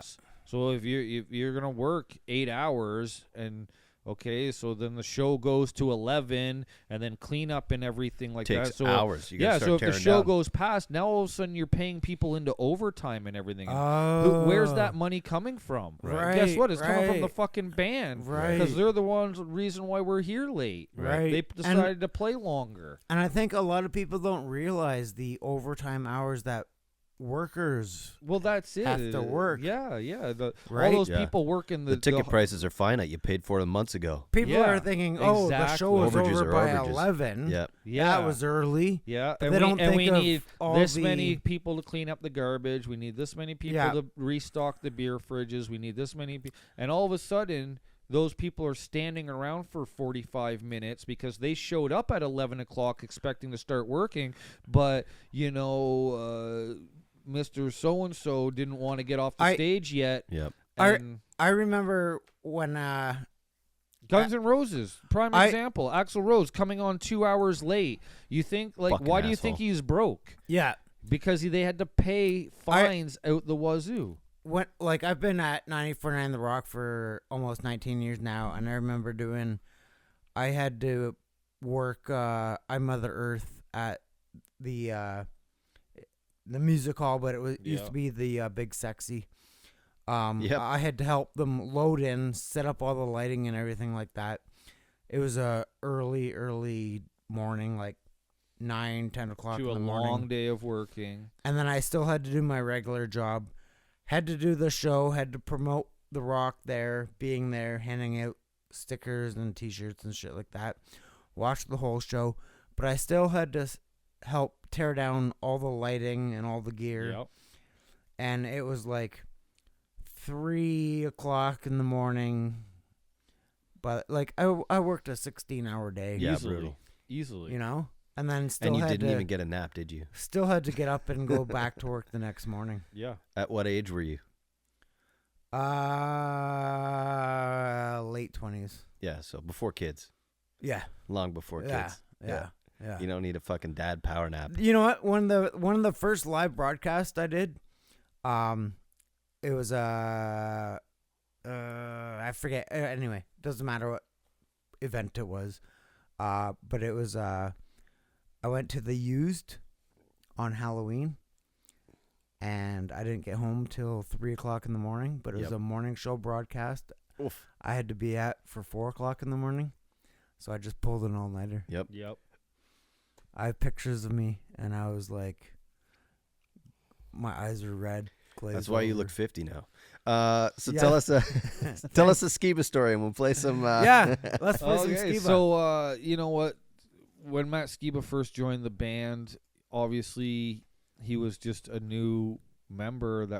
He was just a hired guitar player. They brought him in.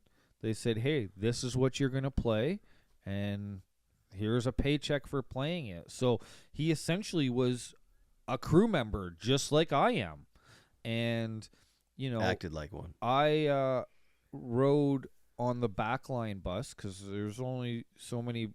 Seats on the bus. Yeah, and there's only so many buses. So being just myself and one assistant, we're a small crew. Being a 3-piece band, there's only 3 backline guys. So it was like, 3 backline guys, 2 pyro guys, a merch guy, and the front of house audio guy, and that was like our bus. And it was really cool because we got like some pretty good treatment, because when you ride with backline is like next to the band, right? Yeah. Like they get pretty good treatment and stuff like that. So when you get to ride on the backline bus, it's nice. So anyways, Darian was Matt Skiba's guitar tech. Okay. And they were like buddies. So not knowing anybody on the tour, not really being friends with and Travis is just there with his family. He shows up, he does his work and whatnot. As soon as the show's over, if he doesn't have another show to go to, because the guy's a workaholic, Yeah. he's doing something with his family, right? So okay, Matt Skiba, not you're gonna tag along with someone's family, like not really. Mark is like the oldest, youngest punk rocker guy you've ever met. Yeah. He's a punk rocker, writes all the music, blah blah He's blah. like 50 now, isn't he? But like, he Yeah. likes to like sit there with his wife and drink a glass of wine and like talk to his son that's 20 years old or whatever, right? Yeah. Like, Jesus. so again, like Skiba, like what he's like, well, I want to hang out and drink some beers, and like I just played a punk rock show in front of 40,000 people, so he would end up on our bus. Yeah. And he'd come hang out with us, and like, well, when the artist is over on your bus and he wants to do a shot, well, I guess you're going to do a shot with the artist. And, and it just, to be honest with you, he was a really cool, down-to-earth guy that just liked to play guitar and hang out. And So you were doing shots because you don't really drink, yeah, I don't really drink. but you had to at Skiba. Well, again, Time and a place. on the road is a different story. Yeah, there's It's just like me, only on Thursdays. right. That's it. So it's I think being on the road for 17 years and doing some of the things I've done and drinking the way that we drank is the reason why I don't drink much anymore. Yeah. It's again, little bit of information. So and things have been changing over the past couple of years, but back in the day, like, entertainment industry makes money. Yeah. Yeah. And okay, going back to like the Trans-Siberian Orchestra, they compensated us well for being on tour, because you're on tour over the holidays, away from your family. Right. You're working 2 shows a day. So we get these things called like a bus stock list. So you're riding around on a bus with like 9-10 other dudes. It's got a little kitchen area, a front lounge, a back lounge, and a bunch of bunks to sleep in, right? But, I like to drink Maxwell coffee. Right. You like to drink Coors Light. Yep. That guy over there likes his Yoo-Hoos or, spicy barbecue chips or whatever. Here you Yeah. go. Gotta And have these something for people everybody. know, like, you're away from your home. They want to make you feel comfortable. Yeah, you can't just run out to the grocery store and stuff like that. Yeah. So they give you what's called a bus stock list. And every day I can write random items on this bus stock list. Red M&Ms. Sunflower seeds. Yep. And somebody comes in and collects that list off my bus and goes out and does the shopping and puts all that stuff on my bus. Mm-hmm. So when I get done the show that night and I come back to the bus, there's my things that I like. No kidding. Yeah. And It's like a rider. it is a rider. Okay. And some tours allow alcohol on their riders. Some tours have no budget for alcohols on their riders. Huh. There you So go. we were doing things like we would order a tilt bottle of Crown, a tilt bottle of Jack, a tilt bottle of Patron. What's a tilt bottle? See, that just goes to show you've never drank like I've drank. See, I don't know what it is either. Look it up. A tilt bottle. A tilt bottle comes with its own stand My phone's dead. because Oh shit. you got to tilt it over. It's so heavy. So it comes on a stand that tilts for you to pour your shot. Christ. That's a fucking tilt bottle. I will That's post drinking. that on our website. And we used to do things This like is a learning experience for Yeah. us, Shane. Okay, so Our best drinking years are ahead of us. we are lightweights. this is the thing we used to do on the road. You take the lid off the bottle and you throw the lid away because it doesn't go back on the bottle because that bottle is going to be empty. By the time you're done with Exactly. And then we'd order more tomorrow night. it. Oof. And so imagine working 16, 17-hour days, doing 2 shows a day, and then you get back on the bus. Well, you got to give yourself some time to decompress because it's Tips all obviously been a about very that. laborious day, Yeah. right? Tips from the road. Yeah. So you got an hour or two, probably more, Of raging. right? And then everybody fucking passes you're out. passed out for 3 hours. And how do you sleep? Oh, like a baby. Really? Oh my God. But You'll all- never have a Rocking better. back and forth You'll on a never bus? have a better sleep But than on a tour all, bus. all your food's you go. paid for? All. Of course. Yeah. I get per diem, so you Yeah. get like a 35 to, depending on the tour, $35 or $50 a day per Shane, diem. he said per diem, Yep. not perineum. And that's to that's to pay for your meals. Right. But on show days, they have catering. Right. So right, you right, do the right. catering on show days, so that whatever dollars a day is going into your pocket on show days. And then if Do you you're ever- smart about it, Do you ever put any in your pockets for later? oh yeah. Of course. Yeah. It's Yeah. it's what you get per day. It's on top of, Yeah. right? They Yeah, don't ask for yeah. the change. No. It's not like your dad sending No, you to the no. store for cigarettes for $20 and you No, fucking yeah. Like pocket I the just change. get like $50 a day on top of my paycheck. Yeah. Oh yeah. Right. Did you ever smoke too? Oh yeah. So did you have to buy smokes along the way too? Yeah, but Or could yeah, you so could you're you put that in your no, you can't put cigarettes on the rider. That's the one thing that they wouldn't buy because it's weird. But yeah, they never did cigarettes for some reason. So you just have to Oh. tell the bus driver to pull over at 7-Eleven. Or you buy a carton on your day off and Well, you're Right. going back and forth between duty frees all the time. that too. Yeah, that yeah, too. yeah. So some Gas guys would do stations. that. Yep. and- You can smoke pretty cheap. If you well, want to, and especially in again, the States. like America is like 50 different countries. So you go to like Virginia, where tobacco's grown, and there's Right. no tax on cigarettes there. Wow. They're like $1.50 a pack. Huh.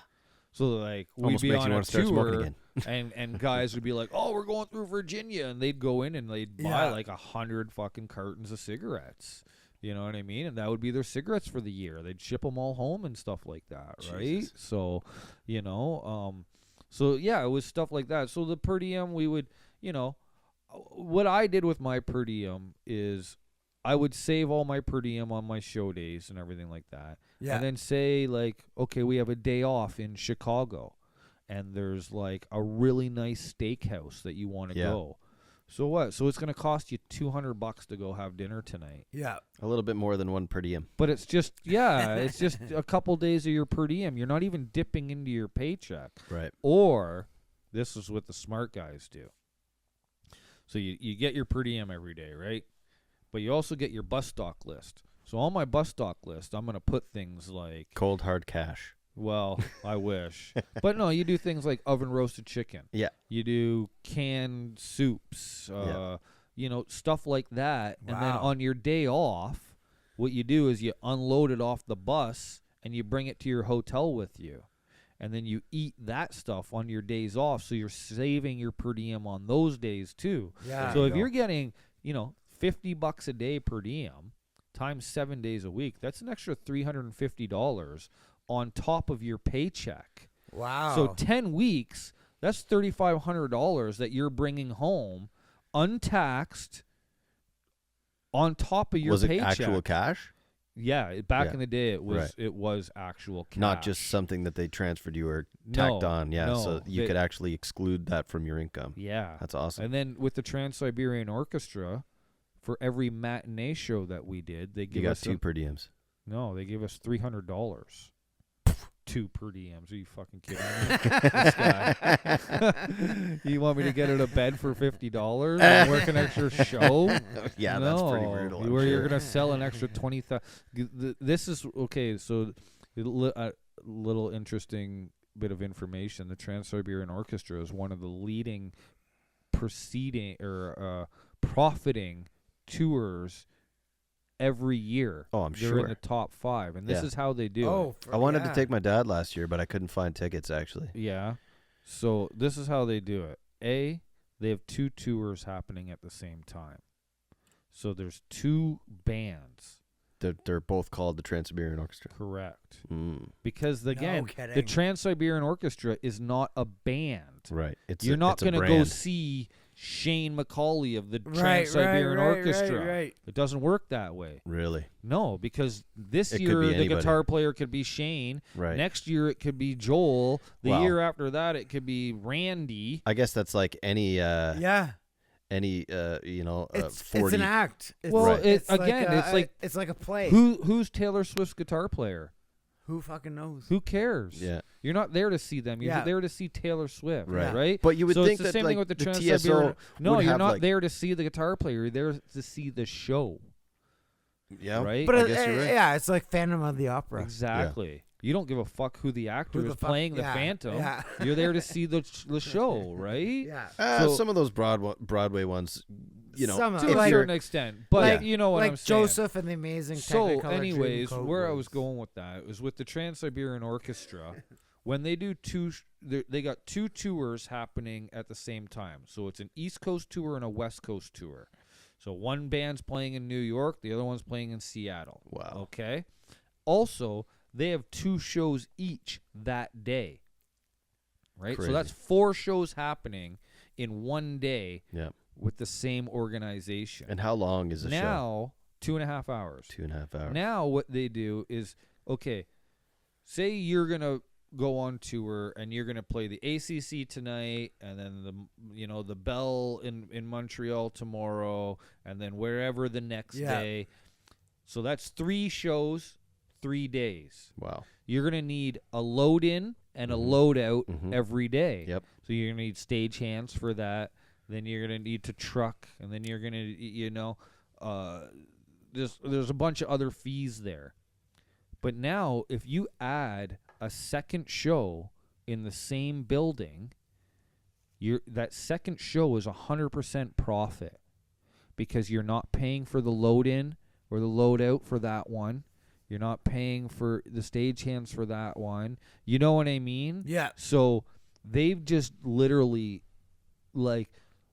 over doubled their profit by just adding a second show. Right. So they would give us all an extra $300. Nice. So if I did 3 matinees in a week, that's an extra $900 Jesus. plus your $50 a day per diem, another $350. I was getting $1,250 a week cash on top of my paycheck. Which I'm sure was quite handsome as well, Yeah. being the specialist that you are. No, exactly. I'd come home off of that tour. It would go for 12, 14 weeks. I'd have $10,000 cash in my pocket, and I haven't even cashed a single paycheck yet. Yeah. And You that's know what I mean? and the people who organize that's their money for the entire year. That's right. That's They right. collect So- they collect 1 month worth of money. Yeah. So we're talking about like TSO having 2 different TSOs, different artists. Yeah. My wife and I are taking my son to see Blippi in a Okay. few weeks. Yep. It better be the fucking real Blippi. Right.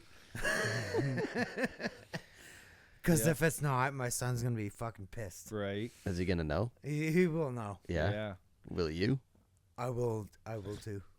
Now, saying that, there are some members of the Trans-Siberian Orchestra that have been there for a long time. Yeah. You know. Yeah. That Keep coming people back for more. do Recognized, reference I'm their sure. names to them. Yeah, you know what's funny? I wouldn't notice if it was Trans-Siberian Orchestra originals or not, Yeah. Most people don't. but I would know the real fucking Blippi. Rock and roll.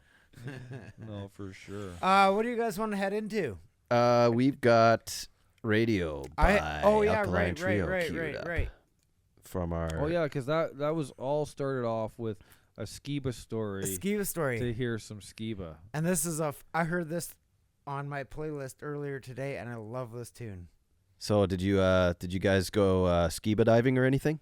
Not with him, but we spent some time on the beach in Florida, and I'll tell you right now, he played this song for us acoustic. No on the shit. beach. Cool. Yeah. Fucking right. All right, let's have Let's it. hear it. This is Radio by Alkaline Trio.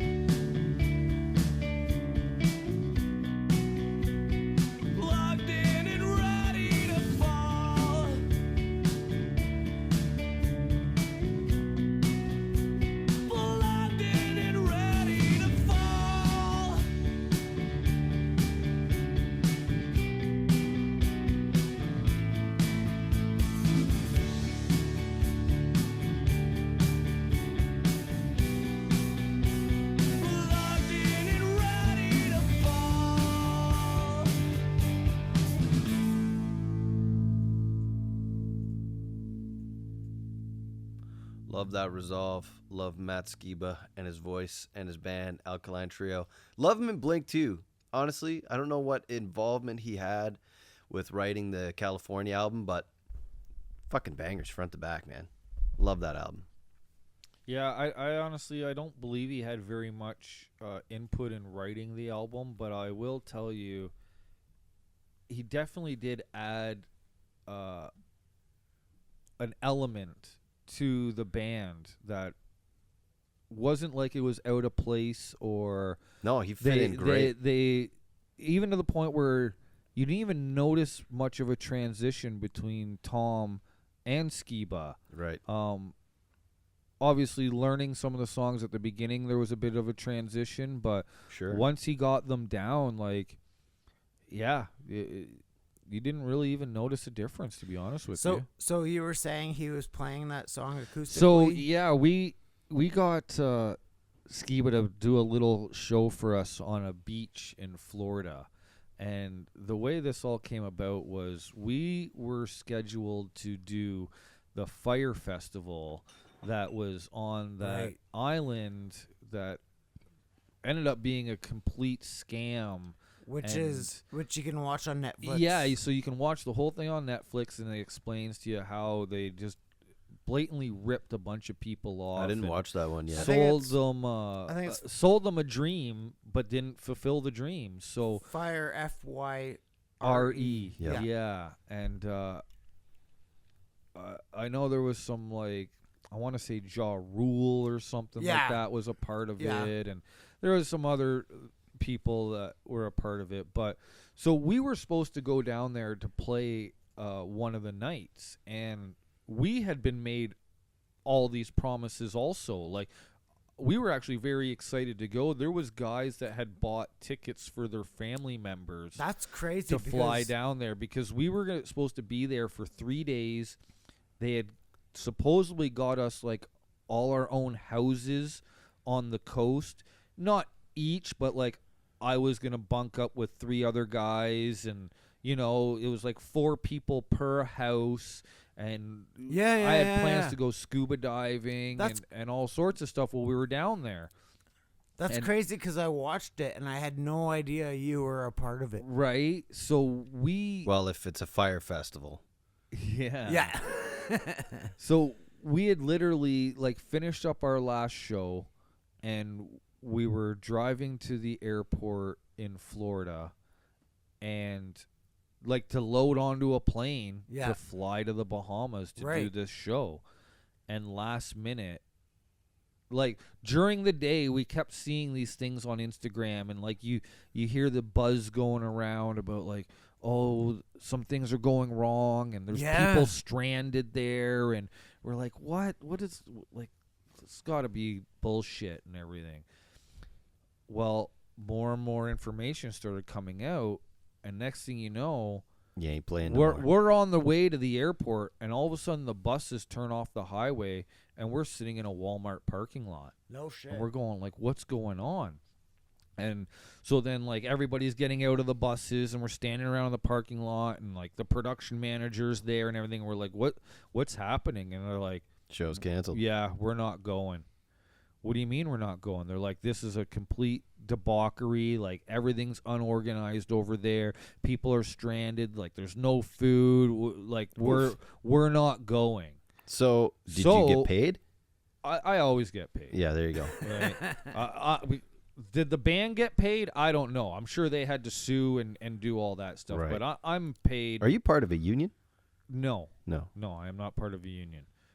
But I am part of a company, and Right. when you hire me, like, it's a week rate. So You you're pay not my involved week with rate. IATSE, or No. IATSE, but a lot of the people I'm sure you work with are. All the stagehands Yeah, I get are primarily IATSE Yeah, stagehands and stuff like that. I have to work within the union, but I'm Right. not a member of the union. Right. So, yeah, next thing, we're sitting in a parking lot at a Walmart going, like, yeah, we're not getting on this plane to go to the Bahamas. We're not going to play this show. So, but you got to remember, like, this throws a big wrench in the big machine, because now you got 100 people standing in a parking lot of Walmart that are Right. supposed to be flying to the Bahamas for the next 3 days. Yeah. And our show is going to be in the Bahamas, and we don't have another show on the what I'm going to call the mainland of America Yeah. for like 5 days from now. So what are you going to do with 100 people for the next 5 days? Party. Well, first, yeah, but you got to find a hotel that can accommodate these people. Right. Try calling call up a random hotel and be like, yeah, I need 100 rooms for the next 3 days. Wow.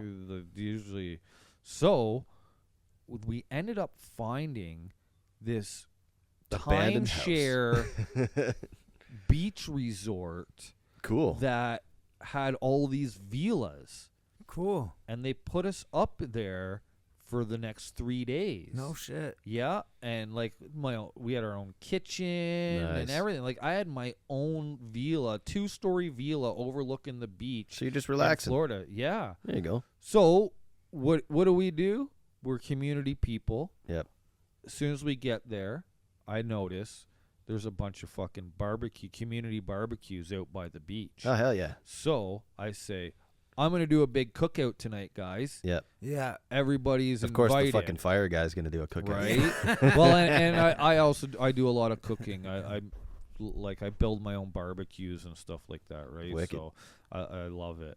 But so then production is like, well, hey Nick, if you're gonna do a big cookout, we'll pay for it all. Great. So we got the concierge from the hotel or the resort to take me in her personal car to the grocery store, and we did a big cookout. And Matt Skiba came, and it was like, well, somebody needs to grab a guitar, Yep. and Darian is, He's on it. yeah, That's cool. his what do you call him? His Guitar tech. guitar tech, yeah, went and grabbed the guitar out of his room, and Skiba's now giving us our own little show. And me personally, I had never even heard of Alkaline Trio before. Oh, really? Yeah. Yeah. You know, because again, it's kind of weird when you start working in the music industry. You almost you're become probably a a little metal guy too, right? jaded, and Yeah, you've kind of always been kind of all over the music industry. Yeah, so I don't know. You kind of just stop paying attention to a lot of the little stuff and whatnot, Yeah. right? Yeah. Or the other way, the only people I listen to are indie and like random buskers off the street and stuff Yeah. like that. I'm not listening to the radio, and I haven't listened to the radio in Yeah. 15 years, you know? I work in radio. I don't listen to the You're not Exactly, missing because anything. that's the way it works, right? Like you know the inside. You listen to it all day at work. You're not going to go home and listen to the radio. No, I listen to Cone's Cave Yeah. No, exactly. Sundays at 7. Yeah. Cross Right. a little cross 949 promotion. The Rock. Yeah. Hey, Cone, mention us too. Yeah. Yeah, exactly.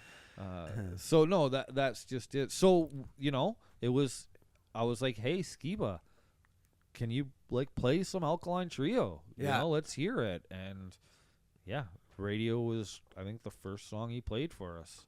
That's crazy, man. yeah, I would have yeah. loved to be Yeah, there. it was cool. It was really cool. Like I said, really great guy.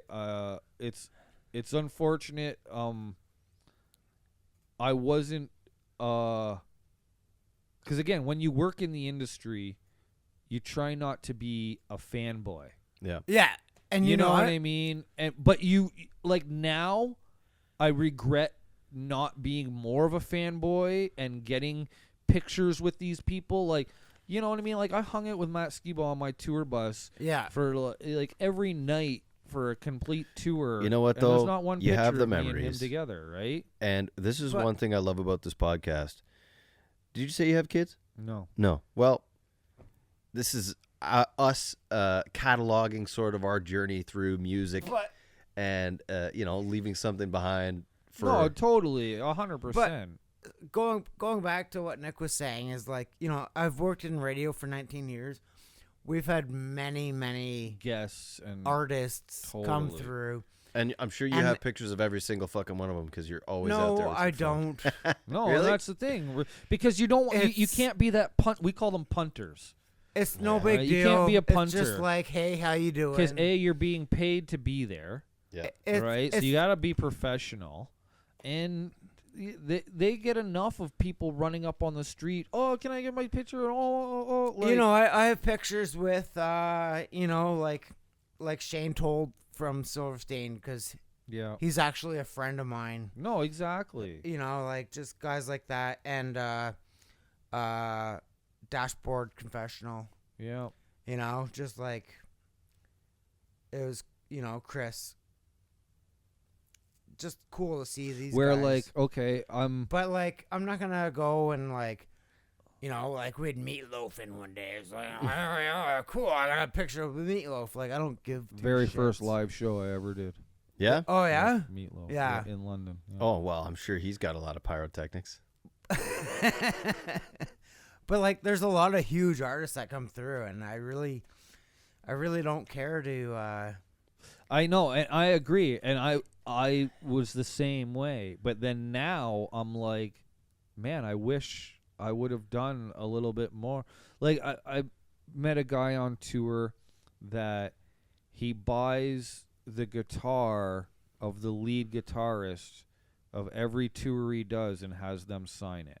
So when we're on tour with Taylor Swift, she gets signed by Taylor Guitars.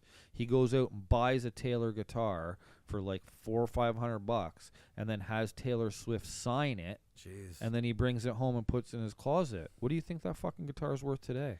Well, first of all, Taylor guitars are usually like in the $2,000 range. Yeah, So probably at minimum that. yeah. And one signed by Taylor, probably a better part of 10 to 15 grand. Exactly. If my Pawn Stars math serves me Yeah. correctly.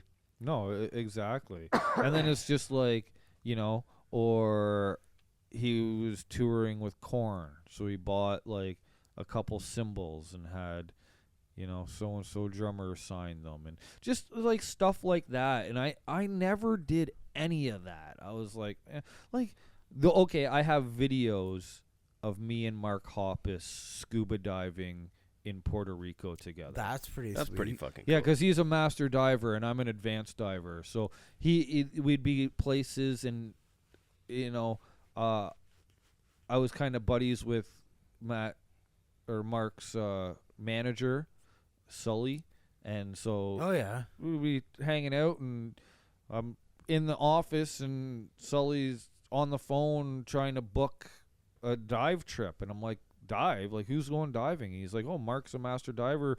He wants to dive this weekend at blah, blah, blah. And I'm like, oh, I dive. I'd love to go. Are you kidding me? Yeah. So he's like, okay, I'll talk to Mark about it. And next thing he knows, like, Hey, Mark, your pyrotechnic guy wants to go for a dive with you. yeah. How do you feel about that? Fucking send him. Yeah. So next thing you know, me and Mark, like, they got us our own charter and with our own dive master, and we're fucking off on So you were pretty tight with the band. That's what I mean. Like they were you once you get in with these people, You were like family. well, yeah.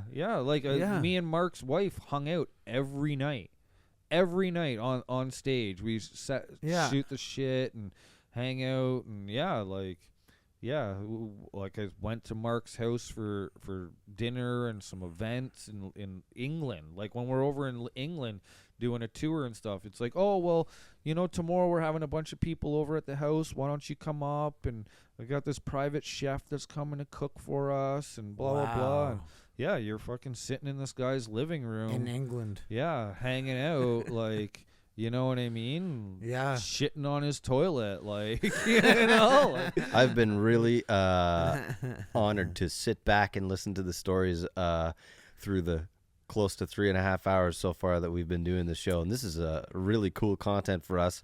So seriously, thank you for joining us, and I hope to have you again. I would love For to. sure. You are always welcome here for a part 2. Yeah. I wanted to wrap it up with one Blink182 song that I really loved. Okay. Carousel. Okay. Great soon. First, okay, fuck it. Yeah, no. You go ahead. No, Do what first you one. want to do. But I wanted to end with Carousel because that's a great fucking old. I just old needed school to throw tune. some CanCon in here, Yeah. so I decided to queue up my own band, Yep. Flamethrower, Does it because sound like Blink? not really, but it just sounds like Green this Day. song particularly. No, not this one. This song particularly just reminds me of that island vibe and, you know, go into those remote locations like you were talking about, Fire Festival and stuff like that. So I Yeah. thought I'd cue this one up. Yeah, This one's for sure. called Here, There.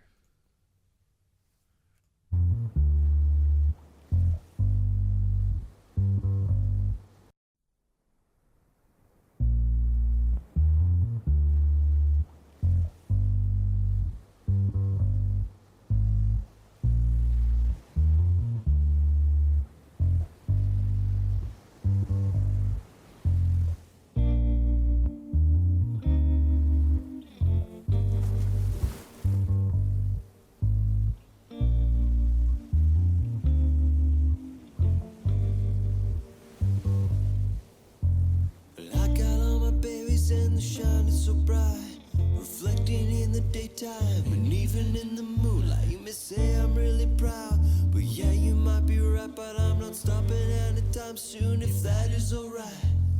I got all my things and the lid are really nice, keeps me staying alive like a flotation device. If you wouldn't mind, I would like to elaborate how beautiful this place is and I wanna navigate.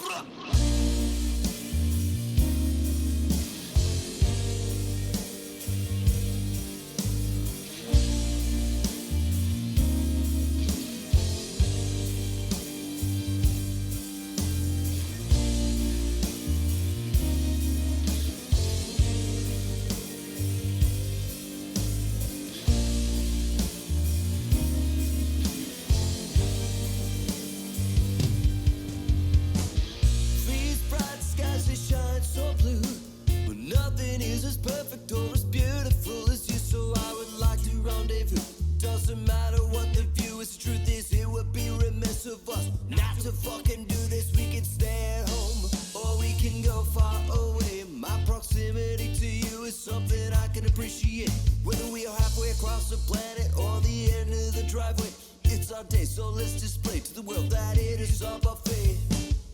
And we'll have a table for two, so light up the barbecue and spend all the revenue. Oh yeah.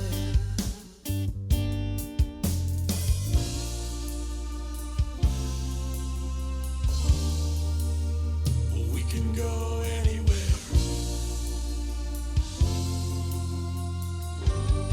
Or we can stay right here. Doesn't matter who we wanna be. Or where we decide to go. These things make no difference to me. These things can make no difference. This view of you is all I need.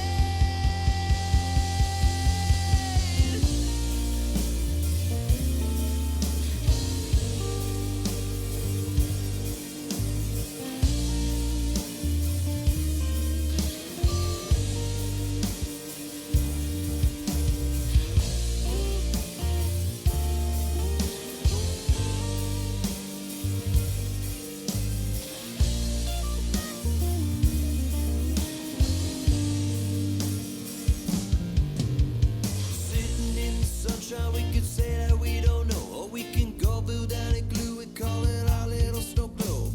Home away from home, a little home covered in snow. Although I could forgo that idea for a scene at the beach with tequila. I just wanna be your companion, darling.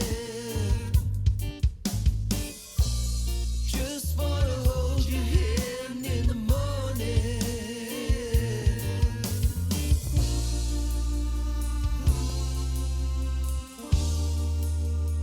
We can go anywhere.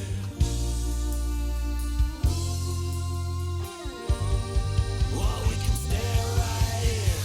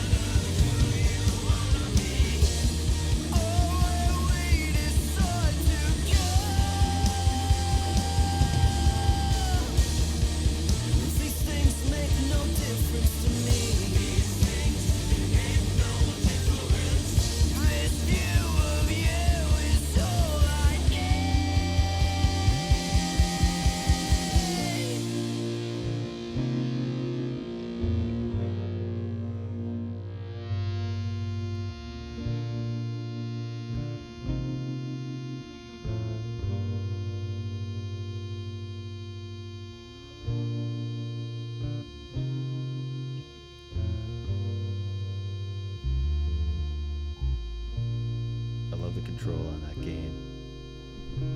That was really fun. I kind of like the baseline outro. Oh yeah. That was Here There by my band Blamethrower, just to throw in some CanCon. Nick was talking about Fire Festival and, you know, island life and just being a community and doing a cookout and a barbecue, and that just reminded me to play that song because, we need some CanCon. And, shameless self-promotion. And Fire Festival, that's available on Netflix. I'll post a link on punkrockdadcast.com. I'm going to have to watch that. Because we do not promote punkrockdadcast.com enough on this show. punkrockdadcast.com. So we're going to play Carousel while we thank our good friend Nick here for coming all the way out to Brooklyn. Oh, no, thank you guys for having me. We will definitely have to have you out again. Yeah. And Love to. tell some more stories from the road. Yeah, so Yeah. much to chat about. For sure. This one is Carousel by Blink182, and we will finish with our outro. So we'll see you next time.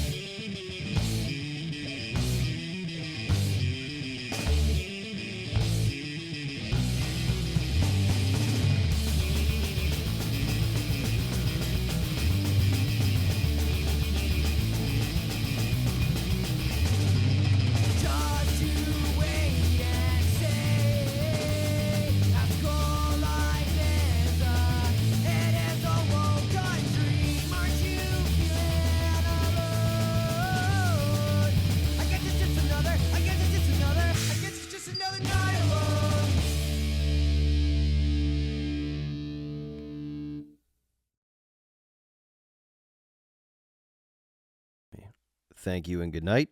And thank you to Jen K for your involvement in post-processing and editing and producing. And next week, stay tuned. We'll have Kyle Van Loosen. Probably. No, we will. All right.